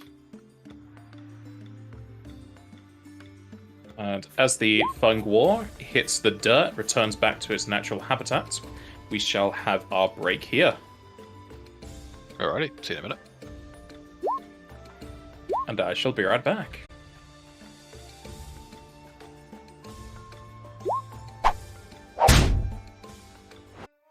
Done? Are they though? I hope so. Alright. With the Fung War in the dirt and the party reasonably still alive and able, what do you do? No one's still Really? poisoned, are they? No. Lady certainly did not exaggerate the problem. We'll take on the words of Edwin of make a distraction and bang on the door frame loudly. Anyone in here? Make yourself known! The building creaks slightly. And she'll walk in. Oh, okay. I was gonna say, is the door have a place I can peek in? But The door's open. Well, the doors are open, I should say. As you enter into the main room, you can see that it is a combination room, like many a hut is in these times, with a combination kitchen, dining, and living room. A few crates have been set up and sealed in the corners, with one being packed with herbs and the like. There's also some set up food. Somebody makes some lovely vegetable soup. Stairs lead up to the first floor in the northwestern corner, as well as a door to the left from the outside, that leads to the garden, and a door to the right that leads to another part of the building.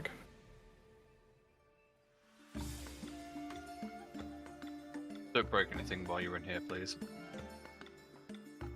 Hold on. You probably saw Owls start to lift up her foot. She was going to kick the door in after hearing you say that, and it's going to stop. Fine. Is there... We can use door handles, dear. She will reach for Edwin the will door look in. handle and try and swing the door open. Yeah, I just wanted to see if there's anything in there from the window.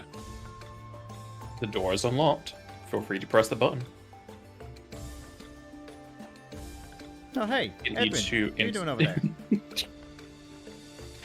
Is Edwin just like stone-faced out the window? Oh yeah, no expression whatsoever, just looking in.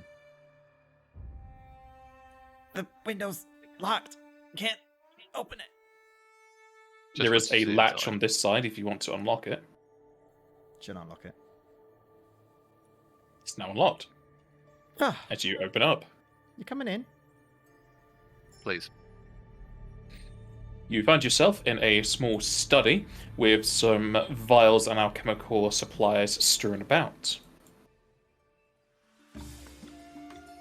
I'm assuming stealing's off the table as well. Yes, ow.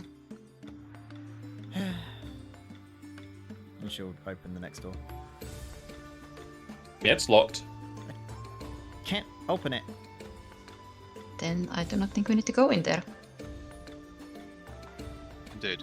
Okay. Best to check around. Are there any keys or anything? This is not a stupid question on the sides or anything like that. There is not, no. Okay. We should check the windows, but be careful in the garden now. I'll go around the side. Okay, I'll give me watch a the signal stairs when for to open the now. door. Sorry, Zarian, what was that? I'll watch the stairs for now. I'll follow Edwin. Go out around the outside. We'll peek over into the garden. Do I see anything? After some time has passed, Owl will open the door. The door's locked. Can't open it! Peering over into the garden, it is surrounded by a 4-foot-tall wooden fence, though probably mostly to keep out woodland creatures. There are several shrubberies set up from various designs. The garden itself has a mixture of smells that's probably abrasive to the nose. Best to go in there together. Let's go upstairs with Zarian and then back down. After you. Do you want me to go first, Zarian? Don't know if you can take much more of the hits like you did last time. Actually, did you get hit last time? You didn't get hit, did you?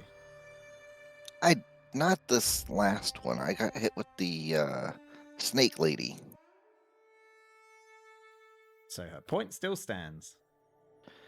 I'm okay. Like how you always say this, and you've got like bandages and just very quickly applied gauze on you. Making your way up the staircase, you'll find yourselves on the first floor. Outside of a few storage rooms, there is a bedroom, probably set aside for whoever comes here, staff, or maybe even the lady who came screaming for help. As far as you can tell, there is nothing of note up there. Seems unclear to me. Makes Telling sense. me If it it was just the... one plant. We Need to haven't check been to the the garden yet. Indeed. To the garden then. I guess good hospitality and all. Edwin told me. Closed doors. Oh wait, I left that window open. She'll go out and close the window. Yeah, I was about to say, good hospitality leaves the window open. Edwin blinks in surprise that Al remembered any manners at all. I try.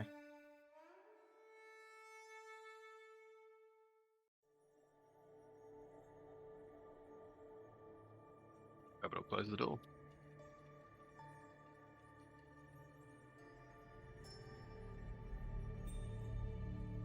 As you get up to here, whilst everyone may be a bit more focused on other things, especially Drazenka, who probably hates all the flora setup, Al crit her perception and Nice. is just very good at seeing monsters amongst the leaves, or probably snakes in the grass.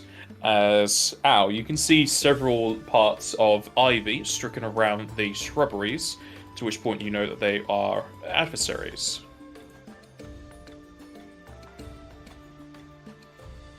There. That's quite a few. Al will, before Zeren probably gets past him, try and grab his... How tall is Zeren? 5'6". Probably grab his belt line, waistline. Look! And she'll point it out.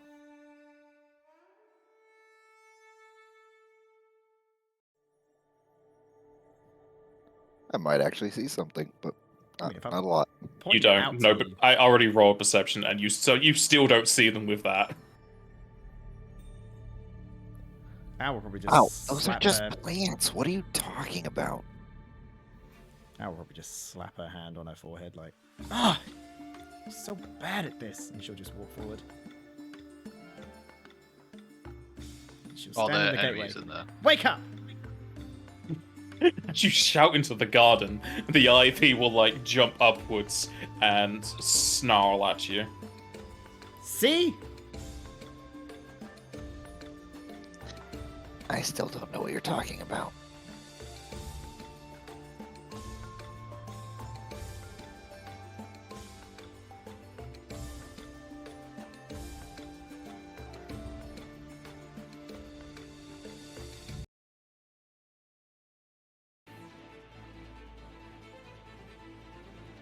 And we'll go to Zeren, who could probably see the closest one, but the rest probably just fade too much into the background. As for these, you can roll knowledge nature untrained.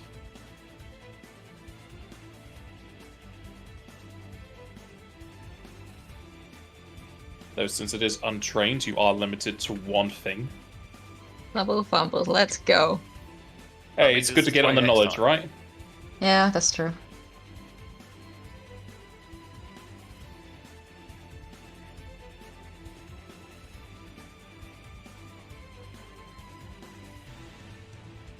knows is that Ziren has no clue.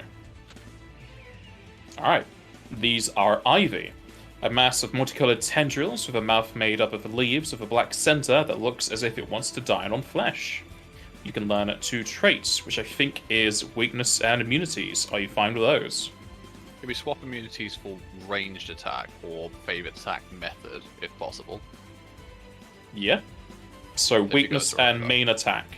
Please, if you guys are up with that, just see if we can bring them out the garden and group them up, or we have to go in there. Because if we go in there, we're going to get flanked badly. Alright with that. Sure. Maybe rather than weakness, get resistance then. Yeah, resistance is good with me. Resistance instead of weakness. So resistance and its mana attack. Please. Alright. Jester, you're too late. We've already discussed what they want. Darn it. I rolled your knowledge for you and you know what they are. Especially since you saw them. Alright. They resist Earth by 5 points. And their main attack is a melee, which is a slam. Good to know.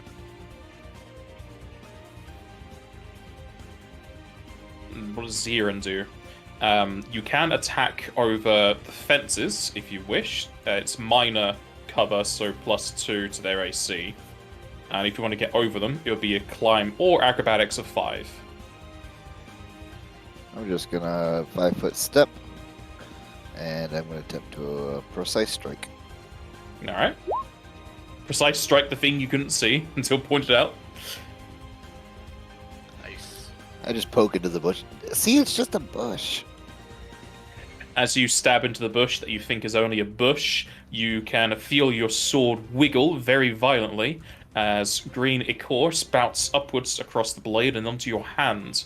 As you pull the blade back, parts of the ivy come with it as the rest of it falls onto the floor. Nothing but dead plant matter here.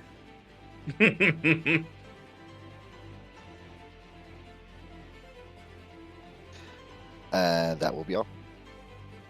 It goes to the horde of ivy that do not appreciate being awoken and appreciate even less that you're killing their kin.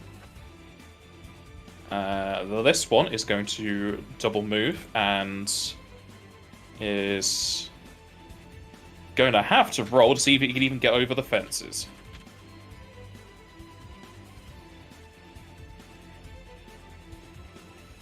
Alright, they are able to.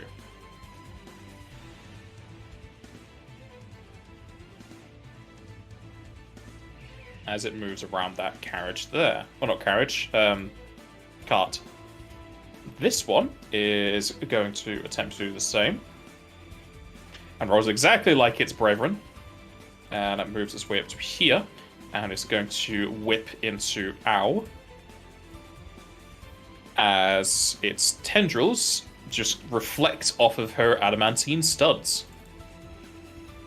And she takes no damage. This one down below doesn't appreciate what Ziren's all about, as it's climbing over here, which will provoke. It still has the +2 when it's doing it, though.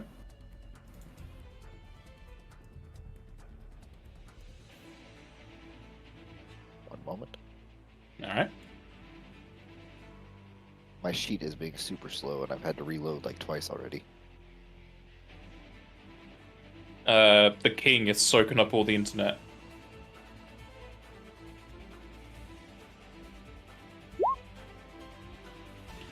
As this thing mounts over the wooden fence, you stab into it as more green liquid spouts across you.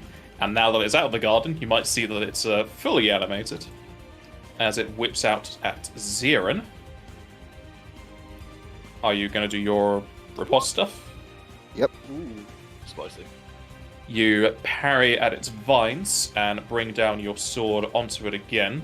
You do have combat reflexes, yeah? I do not. I only get one per round right now. So you wouldn't be able to riposte then. Why not? Because riposte uses your attack opportunity, does it not? Yeah, I haven't done it yet, though. This might Yeah. be You lost. attack opportunity as it came over the fence. Oh, yeah, that's true. I don't even know if the parry would work then, because it's Usually all it part of the wouldn't, same 'cause it uses ability. your AOO. I think it's an immediate for the actual parry, but the riposte is the part that uses it, unless it's different. I know there's like 4 different parries. Well, unless the parry's different from Fencer, but back when I had it for a fighter, it uses your AOO. Yeah, I don't think I can parry that. I'm gonna double check, but for right now, we'll just go with that. Alright, it will miss regardless. This one over here is going to attempt to clamber over the fence. That it does so. But it's just going to double move to here. Edwin. I'll look at Trzynka and say, have you got this? Yes, I got this. Alright. Just 5 foot step away to there. Shoot the one trying to flank. Oh. And I don't know which one you mean, which is trying to flank. sorry, when I mean flank, I mean that one. Okay. Coming up from behind this plant. Apparently you've dealt with plants before, maybe to cut some herbs for healing wise, but you know exactly where to shoot. As it goes through the middle of the back of whatever you could call its head, as it comes out of the dark portion of its petals, and it falters to the floor, as the green liquid goes spewing over Zirin. I'll reload the move. I do have to expend an AOO to parry, so I don't get to do that. Alright. This fella is coming on down as it charges at Owl.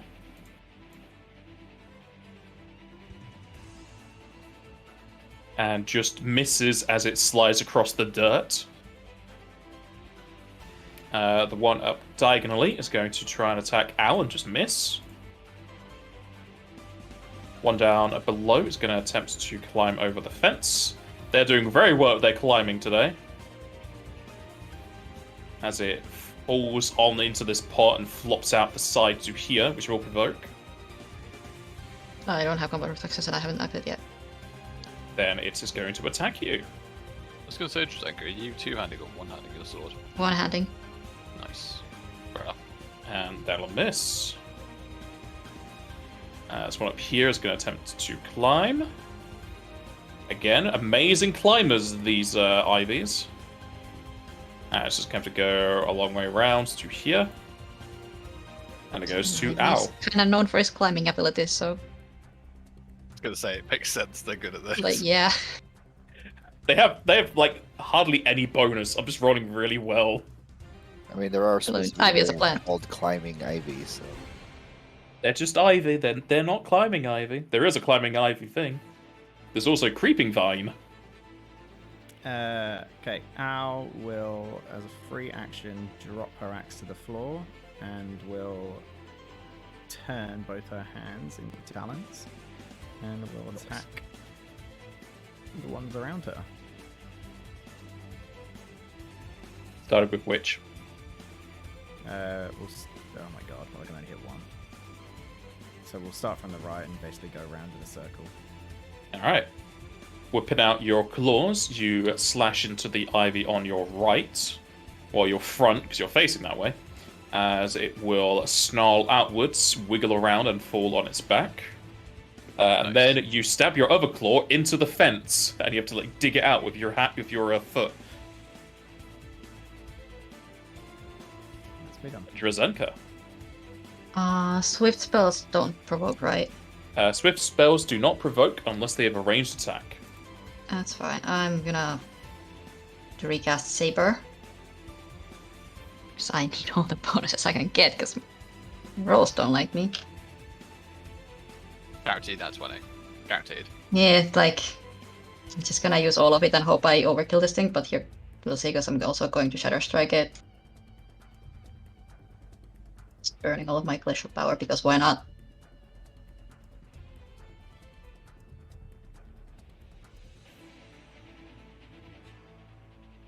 Yeah, I figured. What the fuck is going on? Okay.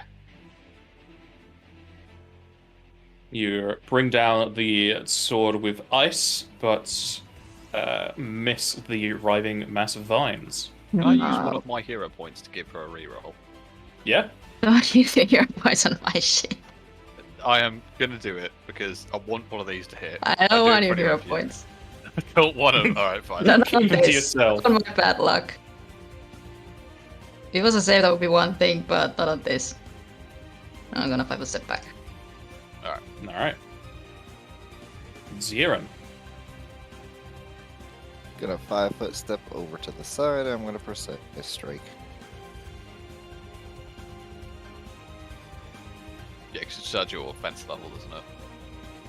So the damage. Yes, it does. Just Moving all off good, though. to the side, you stab into its hole as it snarls outwards, but it stays standing.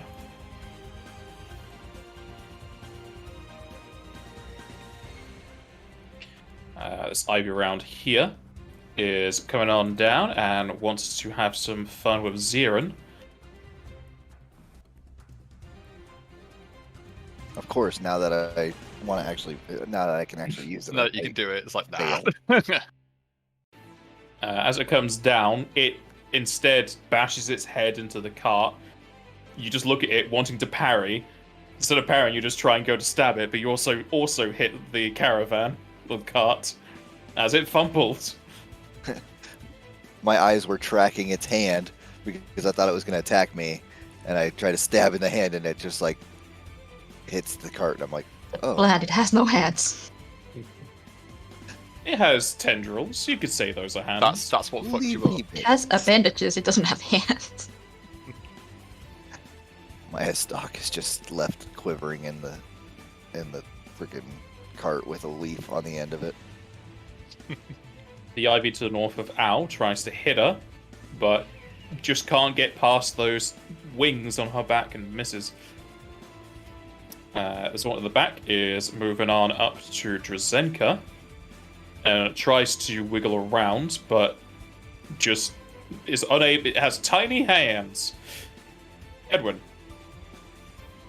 Well, 5% here. I did say if you got this, but seeing that they have it down there, I will.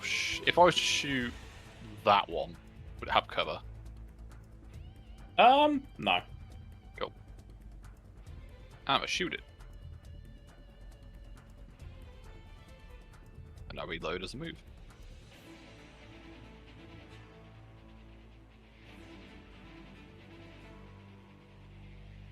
You will shoot it and impale its large leaf as it flails around, but stays up. Alright, that's me done. That ivy is dead. This one is gonna attempt a wondrous climb. Continues to be amazing.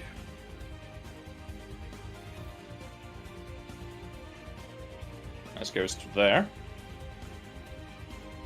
The one that just got shot is going to fumble its way forwards and whip out at Edwin. Instead, it just snaps the bolt off of its face, and it just like wiggles in pain.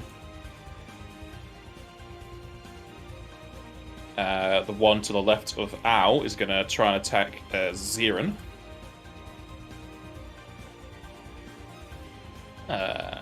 Ziren's already done his parry for the round. Correct. Turn, whatever. As it brings down a heavy slam that you thought was going to do more, but seems like it didn't want to follow through, as you will take a non-crit of 2 damage. And we'll go to Owl. Who is going to continue her onslaught of claw attacks? Nope, just the one. You will slash upwards, hitting another one of the ivies, and it will falter to the floor.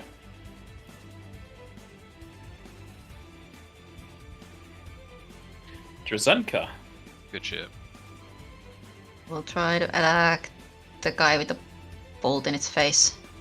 The Do it. half Aim for the bolt, bolt. yes. Aim at the bolt and just punch it in like a hammer. Yeah. Not with Shadow Strike this time, because That's don't need it. it. Just don't shatter strike anything. Just do normal. It's the cool shit I got. Literally the coolest It's shit you've got. come on. You Let's use spring my around bullshit. your adamantine blades and hammer down that bolt as it pierces through the other side, and the ivy will fall to the floor. And I'll stay where I am. Zirin. Take another 5-foot step. Look towards that guy and do a precise strike on him. Stab at the face, Zirin. Ah, dang it. Why'd you say something? The damage roll, though. You try Yeah. and stab into the goodness of ivy, but you're too covered in their mucus right now. Just to clarify, my voice has absolutely nothing to do with the dice rolls. It doesn't activate, like, miss algorithm, I hope. Are you sure about that? Yeah, you sure? This Of ivy is course it coming does. down to whip at Zirin. Are you going to parry? Yeah, I'm gonna try. There we go. And there it is. That's what I said. Oh, yeah. You smack away the vine, and seeing your chance to shine, you stab out with your estoc, and it pierces through the black hole between the petals. Do not confirm, sadly, but it will fall to the floor. Nice. Someone else has been taking plant physiology as a side class. One down below is going to 5 step to here and whip out at Drazenka, as it will just barely pound into her blue garb and bruise her for 2. And what is Drazenka's CMD? 12. And with that, instead of pulling you into its square, it will wrap around you as it begins to constrict your body. And upon doing so, you feel the bruise worsen as you take another 3 damage. Edwin. Seeing this, Edwin will drop his crossbow. Drawing as a move is fine, isn't it, with no BAB? Yes. Draw his rapier, stab, miss, cry. That's about it. You wouldn't have done damage anyway. Yep. You try and stab out of the vines, but fail to do so. An ivy up top is going to attack Zirin. He's already used his parry. However, you parry it anyway as you swing your sword around, and it shall miss. The one to the left of Al will try and whip into her, but again, she takes like 1 step and it hits the dirt. Al. She will 5 foot. No, she'll just attack this one. Just with 1 claw, so it's just a single attack. Jesus, okay. Spicy shit. As you bring down your claw, you segment the petals into different parts. I could have sworn you were a lightning dragon, not a fire dragon. Why do you do these spicy rolls? What's Eh. going on? I'll move over to this one. Alright. And it will go to Drazenka. And I am grappled, yeah. You are currently grappled, yes. Cool. I'm gonna try to attack it. But another shutter strike because now's the time, I guess. Have you ticked on the grapple condition? Yeah, I have. I've Alright. seen my lack of bonuses. This is where you rolled the highest you've ever rolled. I believe. I mean, you're not wrong because I've been rolling dog shit. I mean, the good thing is it's also grappled, so it's also got the reduction to AC. The thing is, do I trust that? You could hero point it up to 15. Yeah. Probably gonna do that just so I can get at least hit something. Shatter strike once. Using a hero point to add +4. All right. With the guidance of Shiva, you feel your arm strengthen slightly as you puncture down with your longsword into you, and thankfully you hit a crunchy part of the ivy as the blade stops between hitting yourself. As the ivy wriggles, it falls off of you and onto the floor. I was about to ask, is it stunned? It's dead. It's stunned forever. It is indeed stunned. Look, I didn't even need the ice damage, I just wanted it to be hit. It just had to happen, alright? You had to get it there. Just wanted Do you something still have your like move? I do, but don't know if I need to go anywhere, so I'm just gonna stay where I am. Zirin. Alright, so I'm gonna try to get it to try to attack of opportunity me, so I'm gonna go for flanking over here. It will indeed try to attack opportunity you. As you Where are whip these away spicy rolls its coming from? tendril and stab it in return. Though sadly, this is at the point where you don't have flanking, so you do not confirm. Yeah, it's not in there, so. Alright. So it's still alive? It is still alive. That should be +2, but it's still not gonna hit. You try to stab it with the aid of Ow at the other side, but fail to hit it as it's trying to wiggle around as much as it can so you can't hit it again. Edwin. The player of me is like, I want to go and try and finish it off, but Edwin would probably help. Just I would like finish it off for them. Be fine. Alright. He'll move The to ivy just here. gets back up again. I didn't hear no bell. Try and shoot it. Nope. Moving on. You try and shoot it, but you're way too close, and you try to adjust your aim and miss. Well, I am down to 3 bolts. Alright. The ivy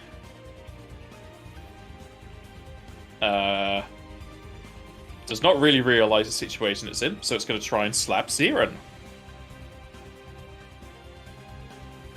Or use my attack of opportunity, so I can't do anything about it right now. Yes. It will just bounce off of the armor you wear. Right. And it'll go to Owl. And then Owl drags up her claw, pierces through its petals. As you can see, the claws come out the other side, close to where Zirin is. And it will falter to the floor. Excellent work, everyone. And as soon as the last guy falls, Drazen will kind of walk up and say, keep an eye that nobody gets up and use one channel.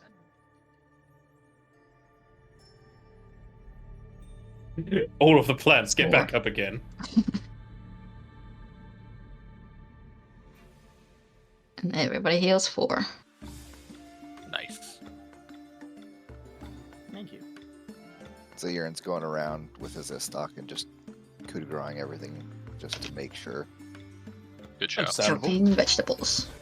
Yeah, 'cause they did say they don't need them, like, as long as, especially with an S-stock, it wouldn't be severe damage to the plants, it would just be like a stab, wouldn't it? She said she just needs cuttings, which is basically the leaves.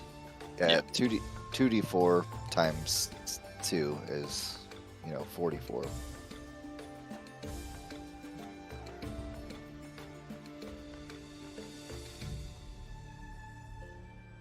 Right, well. Let's have a quick look around the house. Just make sure there's nothing elsewhere. Wait, who the hell are they over there? If you are Edwin. peering across the bridge and across the river, you'll see 3 people looking into the river, as there are 3 horses at their side. Upon hearing Edwin say that, Al's immediately gonna like jump in front and just start peering over.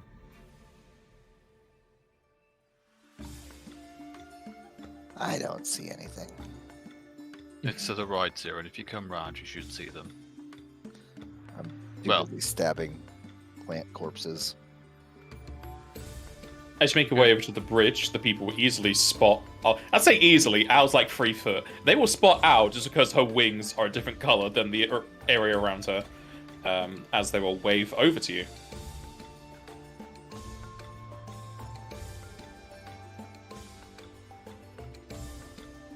That would I probably did just it shout again. across I the can't bridge. change my direction. What you want? Drazenka will walk up next to Ao and just kind of reach to. Can I even reach her shoulder without crouching? Probably just pat her in the head. Realistically. There's the idea. There.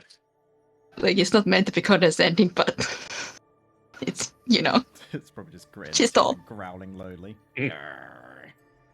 Ratings there. The goblin of the other party, as far as you can tell is a sentient one, or at least a civilized one, will shout over. Hey, you guys seen any Naga around here? Well, we saw that one and just points at the corpse at the bridge. What? Must be under the wall of it. Mind if we go look? Yes. That is quite fine. You mind? Well, no, I don't mind. Please.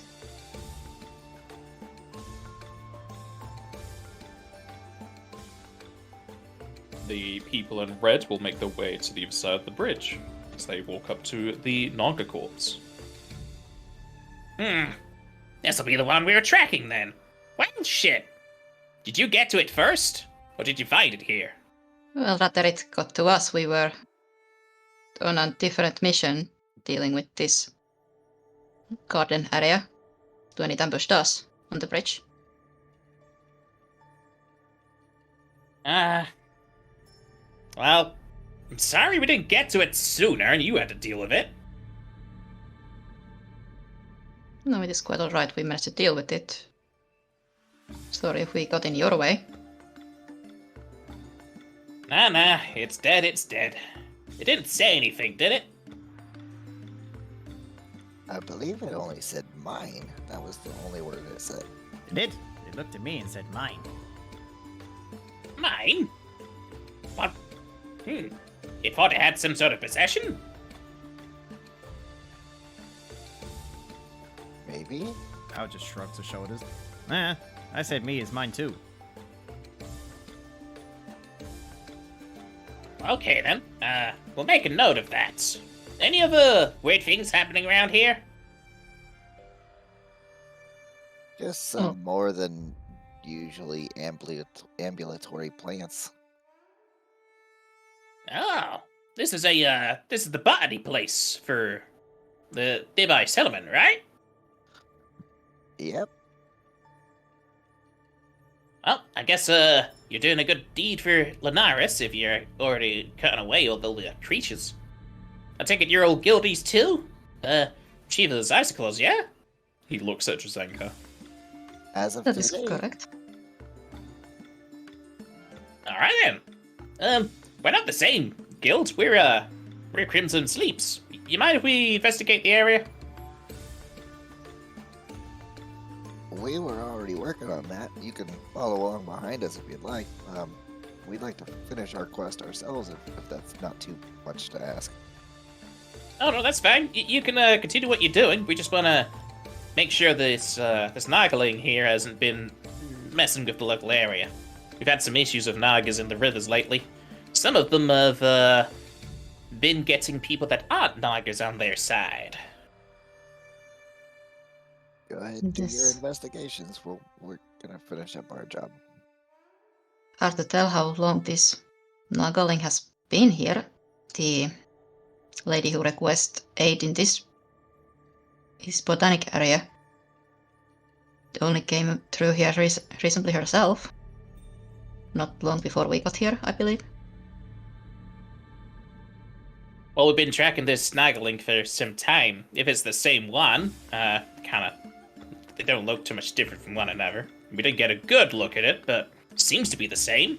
It was only a few moments ahead of us, so I suppose if the lady didn't get you helping, we probably would have taken care of whatever this thing brought with it or changed. But hey, you get more pay. Does that mean you're going to give us a little bit of credit for your job? I like to hope so. We're the one that killed it. Shh. I'll stomp on her foot just a little bit. Ow! Why, you... Roll me diplomacy, Ziren.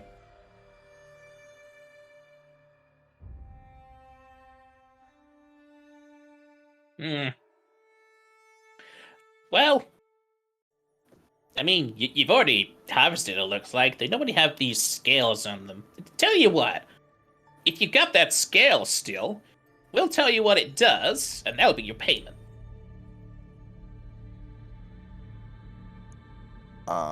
Zaire is not good at reading people. He's gonna try to, though. I got Alright. your sense motive. What are you trying to sense? If that would be a fair trade. Yeah, like, does it sound like a fair deal? Like, Alright. what would the river normally be? Yeah, I'm trying to sense if they think that that's a fair deal. Yeah.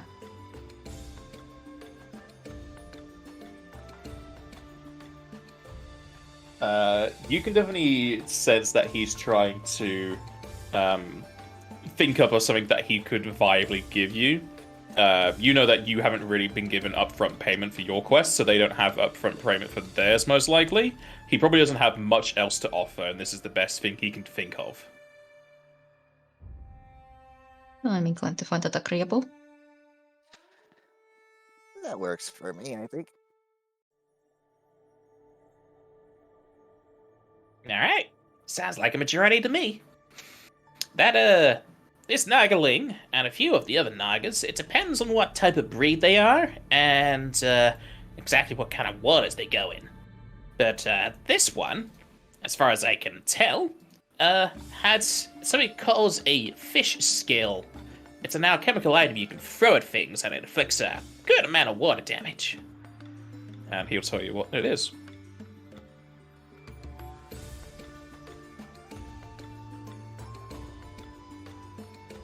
Good to know.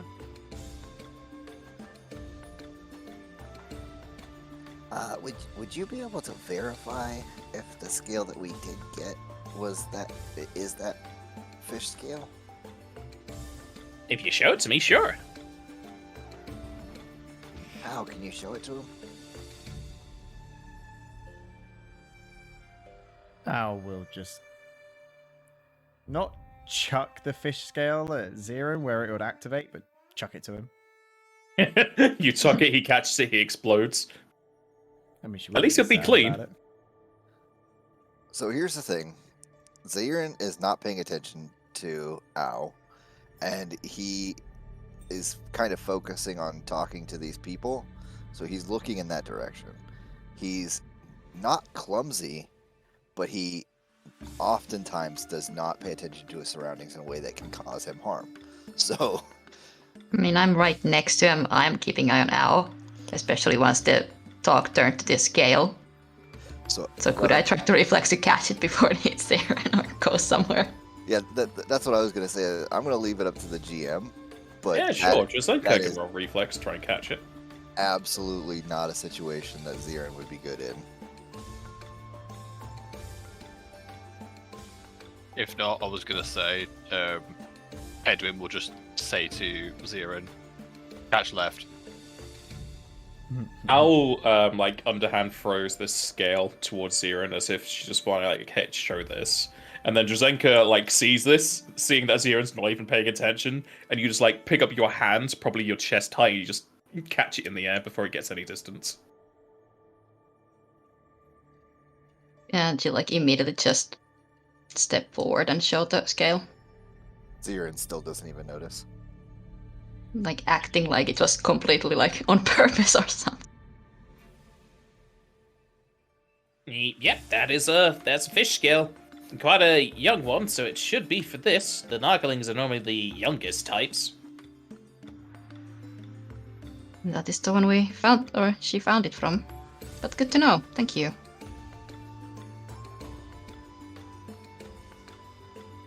This stream that's below us and stuff, is it fast flowing? Or do we roughly know how deep it is? You would have to roll perception.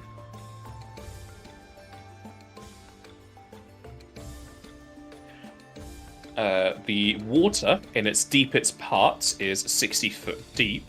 As for the speed at which it's going, it would be a DC 15 swim check. It's relatively rough. I love how Zero's running away because he knew what I was planning to do. Oh no, I was not running away. Actually, I was like, okay, we're done with this conversation, so I was just starting to walk away. Mhm. Well, I think knowing that, I probably wouldn't push him in because I feel like he'd just be swept away. We best finish off our own mission here. You are free to do what you need to do. Alright, don't mind us. We'll try to keep out of your way.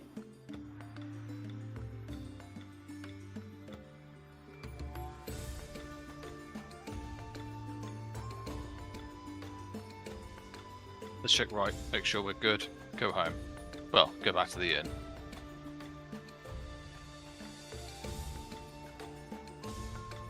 Zaren's just gonna go around poking any bushes that he hasn't seen move yet. This side, Zero, if you could, please.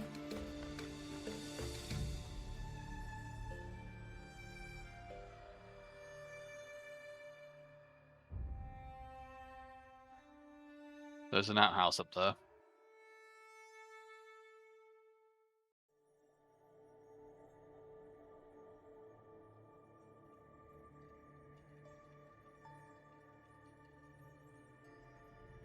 Al, remind me to ask you something after we're done here.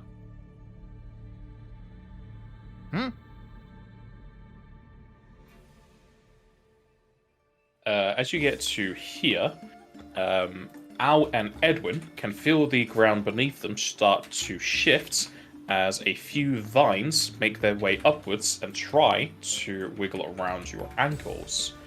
Okay.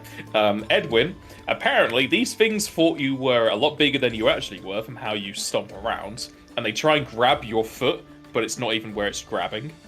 As for Al, they easily grab you, as they tension around your ankle and deal you 3 bludgeoning damage. So 2. Yeah, 2. Alrighty. I might have to invest in extra triage. Is this an actual combat or is this a... No, it's it constitutes a trap. Okay. She'll just start stamping the ground where the vines were. God damn! Why are these here? Show me your leg. Oh, That's no, a hero something point if I've ever happens. fucking heard one. Al knows Edwin quite well, so she just immediately lifts up her leg like, here! As Al shows you her leg, Edwin is inspired and gains a hero point. Okay, right. I don't appreciate that coordination of events. It will literally just it's a normal true deadly wounds. Oh, that takes an hour. Fuck it, I'll just surgery it. Essentially, you gain 6 hit points, and any issues to do with it are gone now. So that's gone down. Thank you. Zaren is gonna You're welcome. check out the outhouse or whatever this is. I'm sorry, I'm welcome. Actually, no, that did help. I don't have much practice with career physiology. You say Ziren's What do you mean by opening the that? outhouse. No, he's like trying to listen at the door, see if there's any like scratching or thumping sounds inside. Alright, you hear no such thing. And then I open it. Feel free to press the icon. As soon as he opens the door, Al's Oh, gonna I push him didn't in. even notice. Oh, that's cool. Yeah, they're really cool. We've added these. Opening up the door leads you into a almost weirdly pristine, clean outhouse. There's no stench or filth around. And outside of the hole cut into the little bench there is a wand that is currently hooked onto a hook on the wall. As I said earlier, Al's gonna try and push Zeren in. Roll an attack then. It'll be a CMB versus his CMD.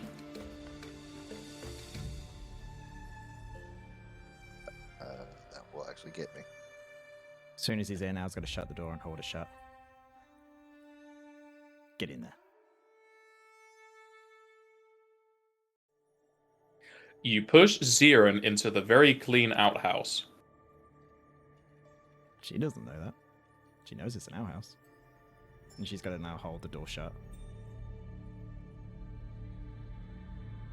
The 3 foot tall lady, where the handle is probably like at her neck height, is just like trying to hold it. Still a medium creature, though. Does Ziren recognize what wands are? I don't think I've ever seen one before. Do you have dark vision? No, I don't even have low light vision. I only have 7. So, you know there's a stick there, but you have no idea what it is. As for wands, just general knowledge, it would be down to your character. Alright, I don't think I've seen it before, so. Now to see if I can try to get out of here. While they're doing that, I try to look through the window to see if there's anything untoward in the bedroom that we should worry about. Yeah, I'll follow Drazenka. If I see her looking at that side, I'll look in the other side. Just make sure we're good. Looking into the bedroom, as far as you can tell, at least anything that isn't very good at hiding, there's nothing untoward about the bedroom. Seems clear. I suspected as much, but worth checking. Indeed. It's almost like there are some professionals in our group. Owl can feel the door like buckling in her hand, but she's able to keep it closed. Let him out. We do not have time for this. She'll open the door. That's for stepping on my foot. You were being rude. No, I wasn't. Edwin would have told me differently. Edwin isn't always the best judge of character either. With all due respect. Well, Some offense Drazenka, was taken. I being rude? I didn't have to because Ziren beat me to it.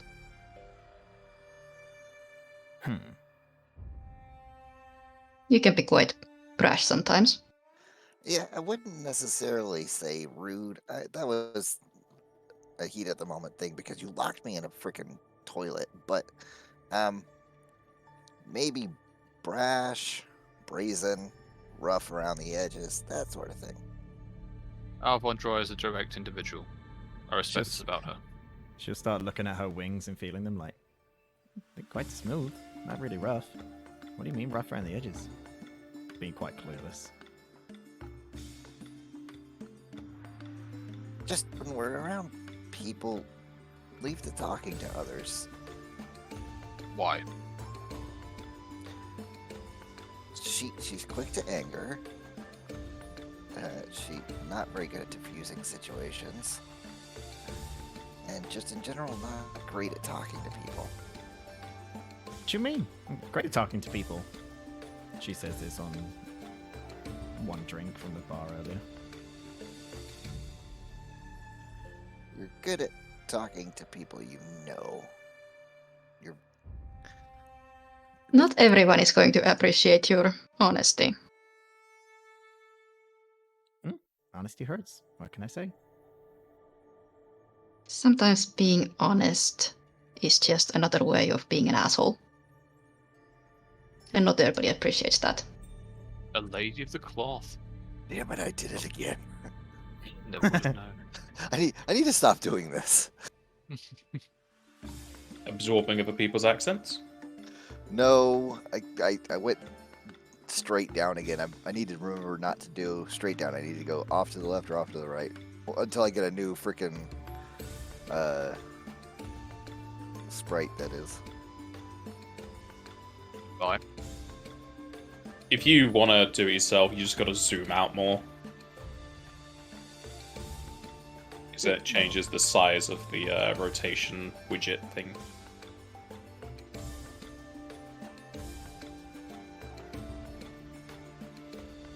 How tall is this creature here to my right? Or to my east?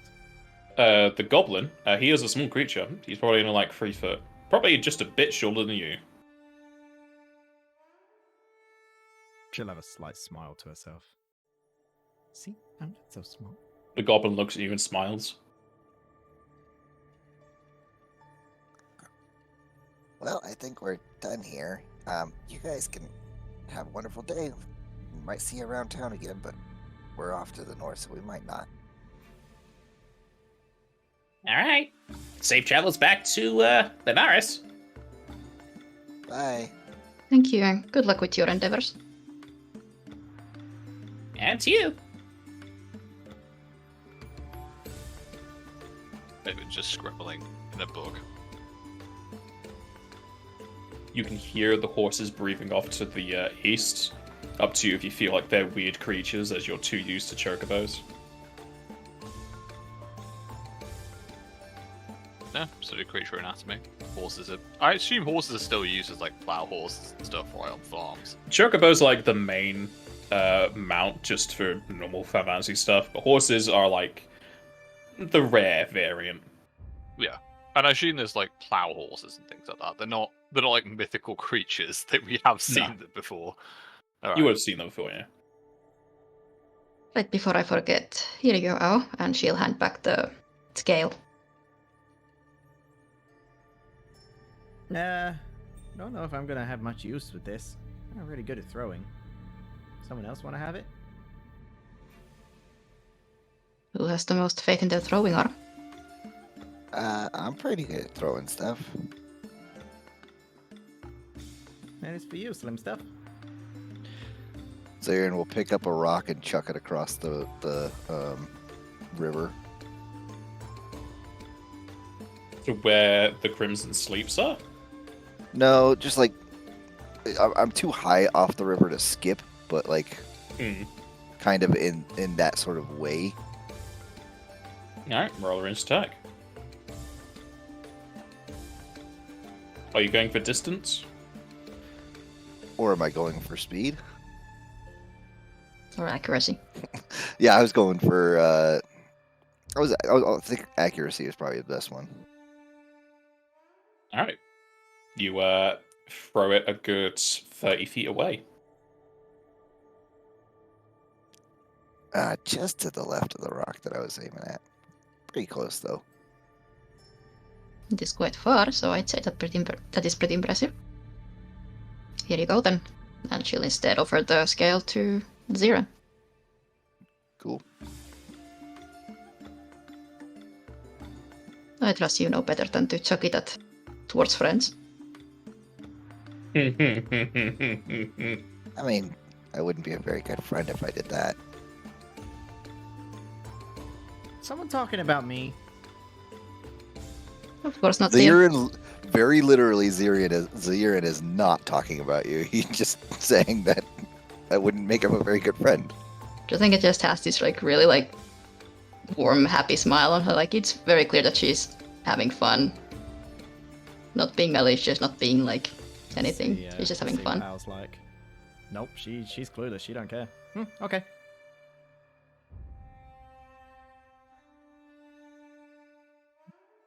Is the party heading back to the Colorful Bard in Linares? Yep. Alright. As you return back to the city, two more people will nod at Drazenka as they just give a good morning of sister to her. She'll again nod and give a response back. Sistra or Pratia, depending on the gender. Well, apparent gender.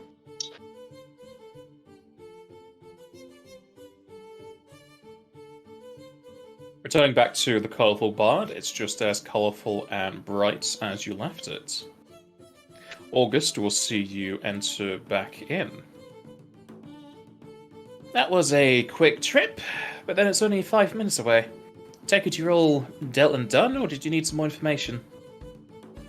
I believe we're all done. We checked out all the outsides, all the insides. There's no more plants that are supposed to be wiggling that are. Where is the person with the injury? Well, if it's all done and dusted, you can speak with the client to make sure everything's all squared away. Laura's over there. He then points over to the table just to the southeast. Is their injury healed? I've not been looking at her. She seems fine. She was a tent. She had some cream in her pouch. Cream.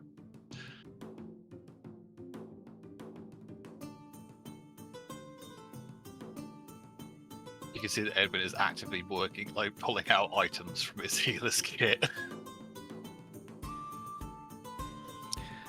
Excuse me, Miss Lara. Ah, you're back. Wonderful. I take it this is a speedy completion, or did you need something else? No, you would be quite right. We're already done. Ah, quite quick work. I suppose that adamantine gear you lot are sharing around definitely shows your quality. And I'll hope you'll accept that all of my stuff is at the botany place. I can give you some money now, but if you'll wait for a few minutes, I can go there and come back and give you a reward. That should be fine. You may come across some other adventurers there. They're looking into some Naga that are in the area. Really? That's that doesn't put my mind at ease about my botany shop. The Naga has been dealt with, and if they are still there, they should be able to give you more information. Perhaps even what happened to your plant in the first place. I shall have to inquire about local river issues then. Thank you for giving me the heads up. Before you go, however, how's your injury? I think your friend there was a bit overbearing on the need to heal me. It was just a lot of I just fell over. It's all fine now. I understand, and I apologize for him, but he is quite a capable healer if you give him a chance. I am Not the sure, greatest but with he is people. he's certainly one of those that could require a assistant for bedside manner. You know, that's usually my job. I try to help him out in that manner. Zaire and Forklaw, at your service. Nice to meet you, Zarin. It seems like August has already given out my name. I am Lara, the local botanist, and some people call me an alchemist, though it's mostly just herbs and potions. Demdrasenka Vierach. Pleasure to be of service. And such the service of such a tall lady. I also had no qualms about you dealing with the beasties. I assure you, this is mostly my companions who did most of the rough housing.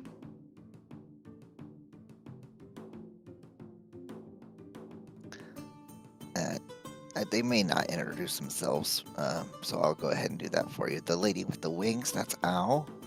And our friend who would like to heal you, and that's Edwin. Now hold still, you've got splinters in your wings again. Hey, get off! I'm trying to scratch Nope. something out of my teeth. No, I'm going to get it. No. Stop. He's got like a pair of Get tweezers. off He's trying to like pull them out from the... Right, stop. Drazenka, tell him to stop!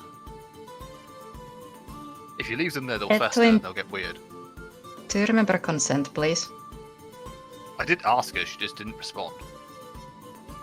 Non-response is not. Because my finger was in my Permission. mouth! How am I meant Okay. to talk? Fine. Puts everything away. May I remove your splinters?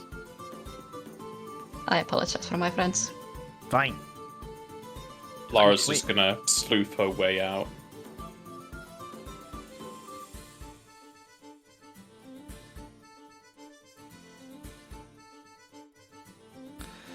You gotta remember, Edwin, if they don't come to your clinic to see you, you gotta ask them if they want your services. You don't just demand that they show you what's going on. Broken bones go septic.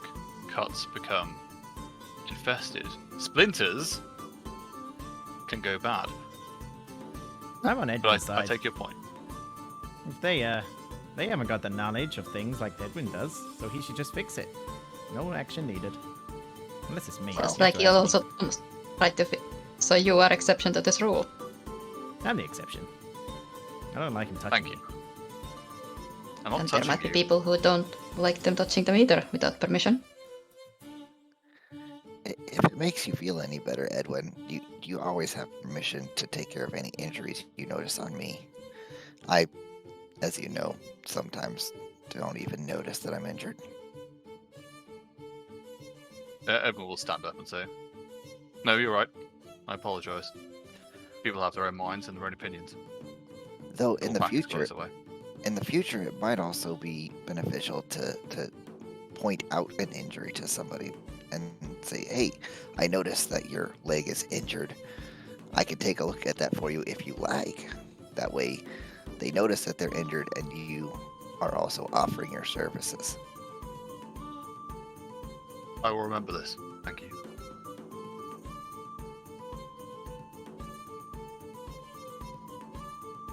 Good. Well, it is going to take her a few moments to return with the reward.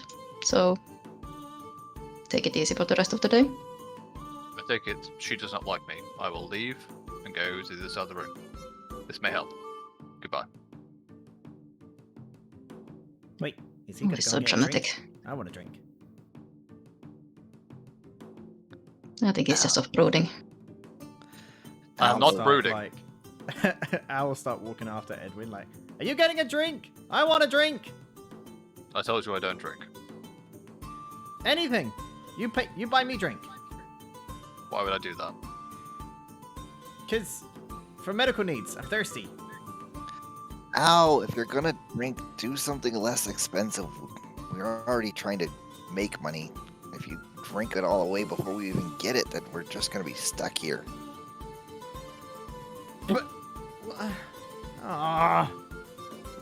You want to complete our mission, don't you? Yeah, but I want a drink. Fine. I'll wait. It's fine, just do it in moderation and with time between, especially if you're gonna order drinks that are that expensive. It's a good drink. I don't doubt that it was a good drink. Now, we don't have the funds to support that sort of habit on a regular basis. She did ask for the strongest beer. I've got some whiskey. That's a bit cheaper and stronger. Can I have that one? How much does that You're cost? not really helping us, barkeep. I got plenty of whiskeys on offer. It's 10 gross a glass. You see Al start reaching for a pocket. Also, you left the bottle here. You still got the rest of this. What? She'll run over and sit back at the bar. Gimme, gimme, gimme! He slides the bowl back out from underneath the counter and puts it back down. As you see, you only drank what he poured you. There's still like 3/4 of the bowl left. She takes like a big gulp and just goes, ah! Hits the spot. Do you think you could manage with just the rest of that bottle for the night, Al? She's not talking to you, she's just busy drinking. Zarin just kind of hangs his head and looks over towards August.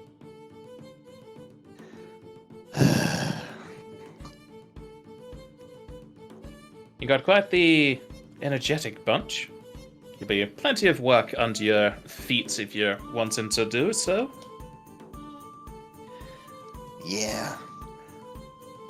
Since we got done with that other job so quickly, do you think there's any others that might be benefited by our talents? Well, if you're really up for it, you can always check the boards. I try to keep it organized in a order of difficulty. Oh, good. Where would I find that board at? The one with the flags for the Crimson Slaves. He then points behind him. Oh, okay. I'll go take a look at that. Thank you.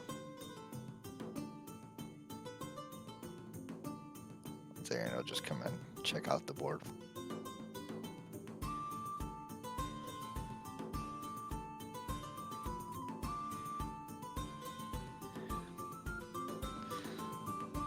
If he sees anything that might be interesting, he'll at least tell the others about it. But he's not going to go back over there until the lady returns. Ziren can scan over the board to memorize some of the things there. Is Drazenka just sitting and waiting with Al near the counter? Yeah, Drazenka just sat on an empty table. Gonna have to keep an eye on both Al and Edwin, and for the entrance. Like, even if she's not right there, she's a big lady. I figured that she'd probably be noticed if necessary, but also Ziren is right there, so mostly to keep a tab on both Al and Edwin.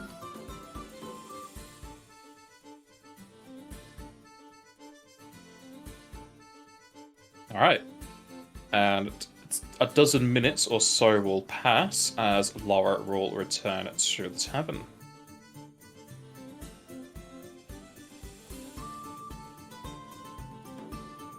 You can easily see that she has in her hands a crate, and as she moves, you can hear vials jingling together.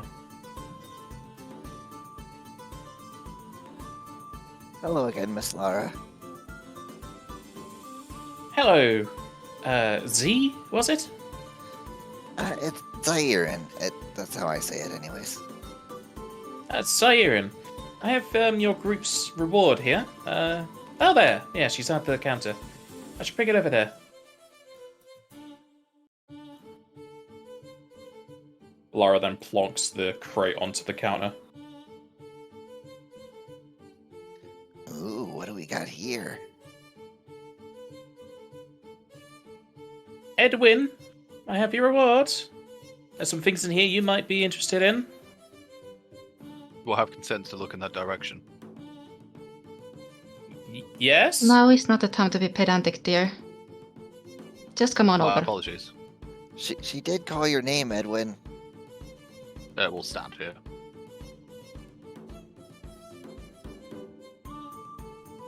Lara will hand out the items and explain what each of them are. As well, there is a pouch of, well, not a pouch, a small box of 500 gil, though these are in the 100 increments, so there are 5 coins. There are 4 cure potions, 4 iron drafts, 4 metal VXs, 4 healer's kits, and a sample of Mimimife. And Mimimife, if you need to know what it is, essentially it is some herbs that you can apply to a creature's skin as a standard action. That creature then gains DR 2/bludgeoning and a fire resistance 5, as well as immunity to bleeding effects for 1 hour.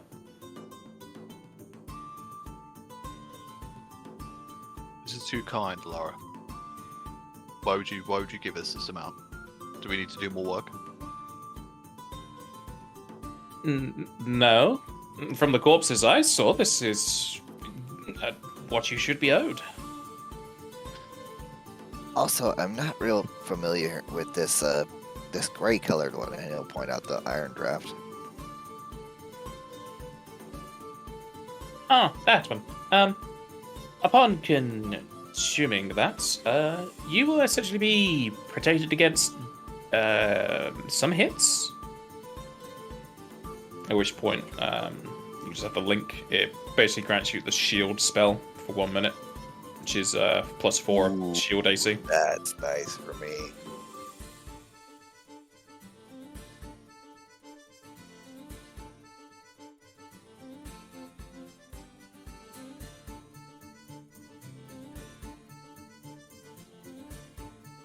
Right down. Since I'm a botanist and potion crafter, this is mostly going to be in vials. I hope that's all fine for you.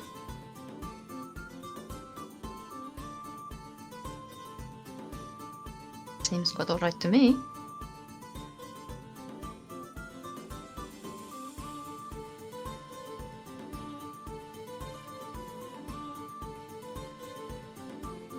What was just saying. Anything that anyone's taken to put in chat, so then I don't put it in group league.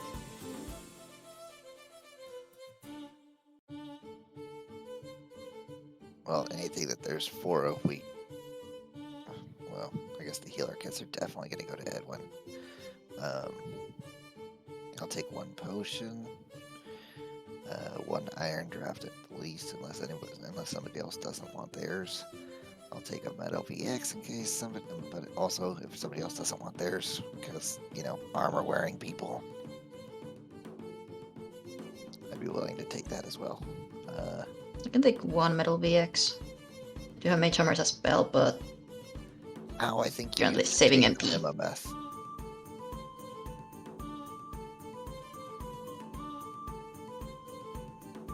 me, What? would it not benefit you as well? What are you asking? The meme myth, what did you say? Oh, I said Al should probably take that. Ah, right. Take what? I misheard. The Mimimeth.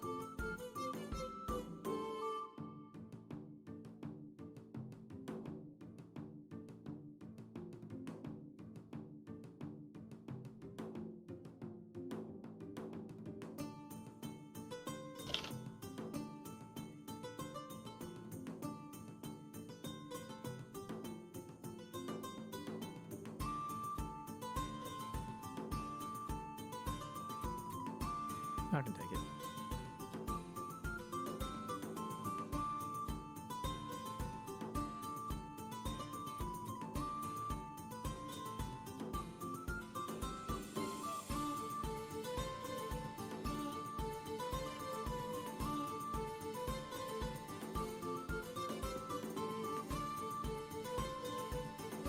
If this reward is sufficient in your mind, Edwin seems like it's too much.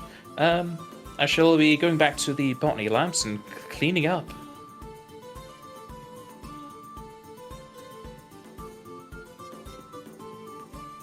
We do apologize for the mess. We tried not to disrupt anything indoors. Oh, I know. I definitely did not smell any burning, so thank you for staying away from fire.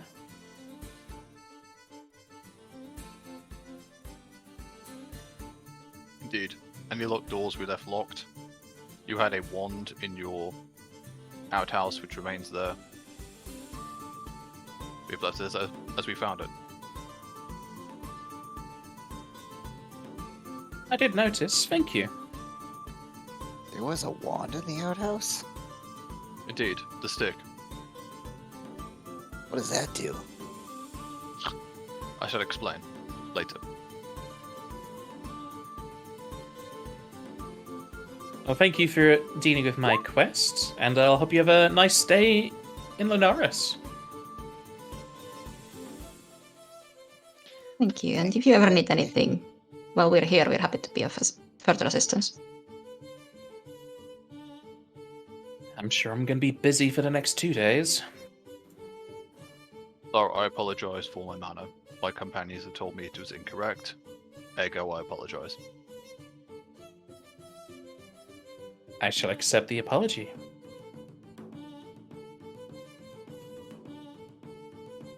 Good luck on your work. Have a wonderful day, Miss Laura.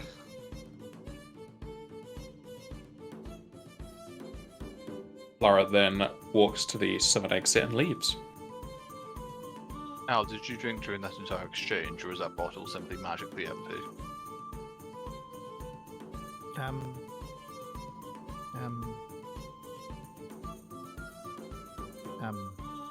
She's just like Fortitude save.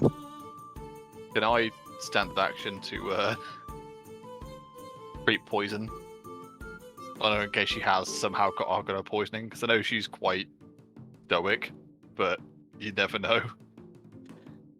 Just shove charcoal down her throat. I was going to need a fort save from Mal anyway.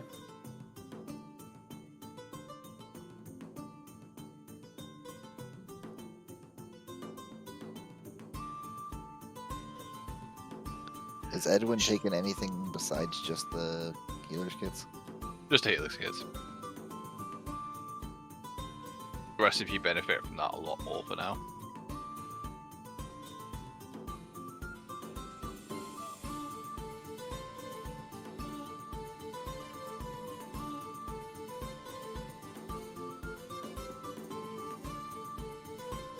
I'll take the other cure and draft, iron draft if it's going in, but that does mean there's still 2 metal V excess to be taken.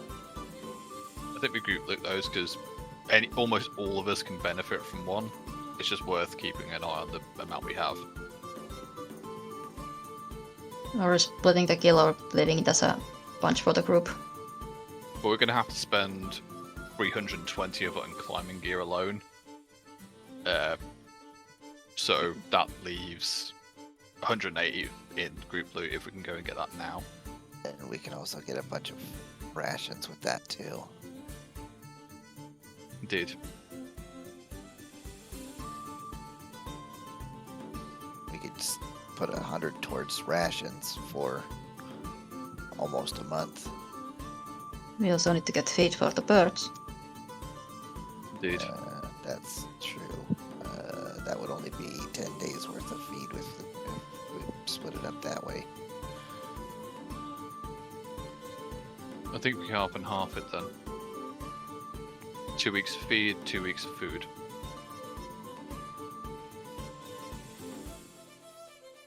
Any remaining gil I think we need to keep. Board is not cheap.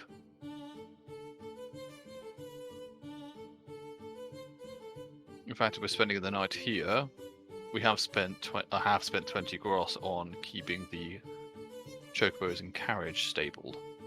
I don't know what the price of a room is.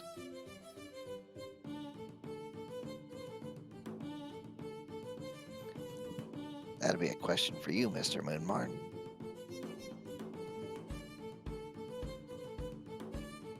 Always happy to be having more people staying here. If you're wanting rooms, we have quite a range of types. If you're wanting to have a room together of communal bedding, it will be that's incorrect. It'll be 20 gross a head. If you're wanting single rooms, 50 gross. And on the top floor for suites, it is 2 gil. What I does think a with our- suite consist of? A suite has a rather large double bed and an adjoining wet room for all your bathing needs, as well as a lovely window to look over the city. So Aaron takes out 2 gil. Are you sure? You were the one who just said we should be mindful of our earnings. Indeed. I need to be clean. I really, really, really want that bath. There are communal bathrooms around the inn, if you're fine with using it after somebody else.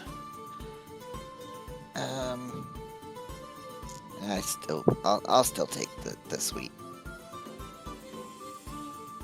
Very well. And it's coming out of my money, so I'm not gonna take it out of the group's. If Zirin also did remember much about the boards, anything that is close to what you're pretty sure you could deal with, there are some more difficult things, but the closest and quickest things you could deal with are twofold. There is a local tailor that is looking for some new snakes, at which point you need to bring in 4 of them, either dead or alive, but they're going to be skinning them anyway. For the reward is 400 gil and a masterwork backpack. Or there's some local nagalings that have been spotted, where there are 2 of them, and they are under the city somewhere, and you need to search and kill them, after which you'll be paid 800 gil as well as 4 scrolls of first level of your choice. I'll wait till we get to whatever rooms that we're laying our stuff down in before I say anything about those. Alright.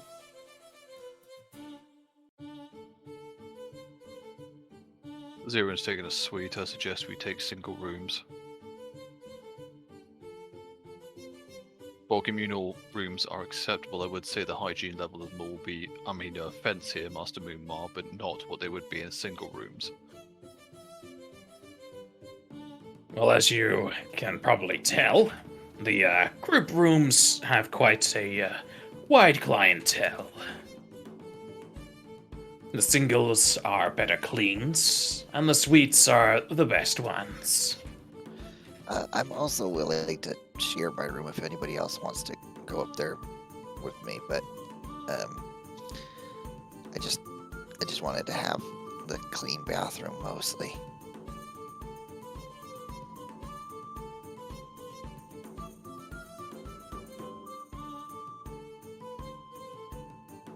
We're taking a single room.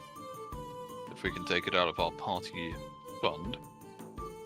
I mean, no offense, Zirin, but I'd rather not share. Thank you. I'm also alright with a single room. If Ziren please doesn't mind me too much sharing his path. After him, of course. Oh, for sure. And any one of you is welcome to come out to my room and use the bath after I'm done.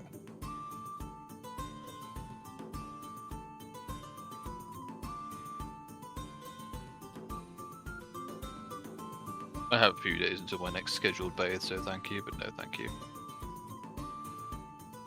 I'm good. Zirin will just look absolutely aghast.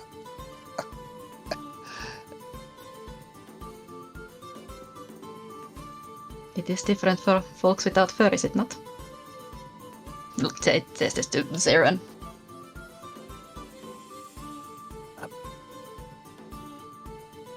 Apparently, much more so than I thought. Oh, I understand your hygiene habits. In fact, I know that Edwin will pull out a book on, like, bird humanoids.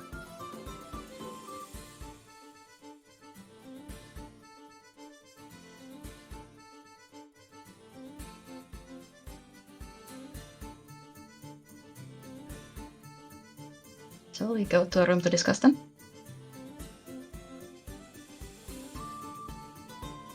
Yes. How's Owl looking? How drunk is she? How drunk is she? Did you finish the rest of the bottle? Yeah. Then give me 2 more fortitude saves. That's 20 guaranteed. Oh.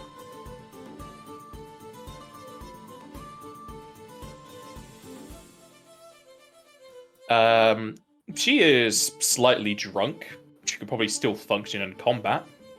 Ow, you currently have a +2 to charisma checks, but a -1 to acrobatics, climb, and attack rolls. Doing well.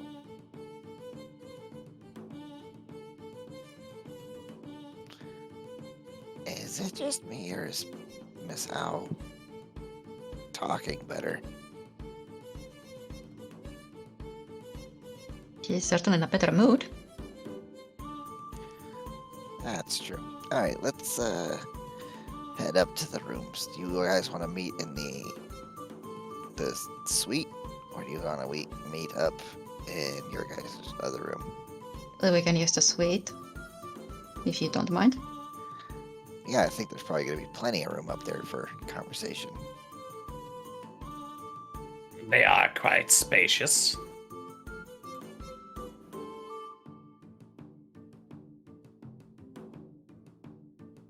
Head up there then. Alright, let's For go. next week.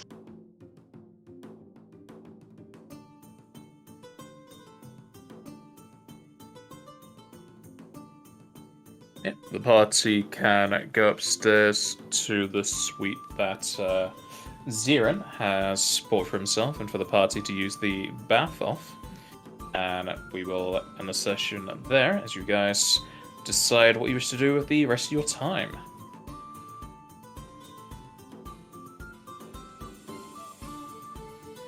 Alrighty, thanks for the session. Yeah, did you took the kill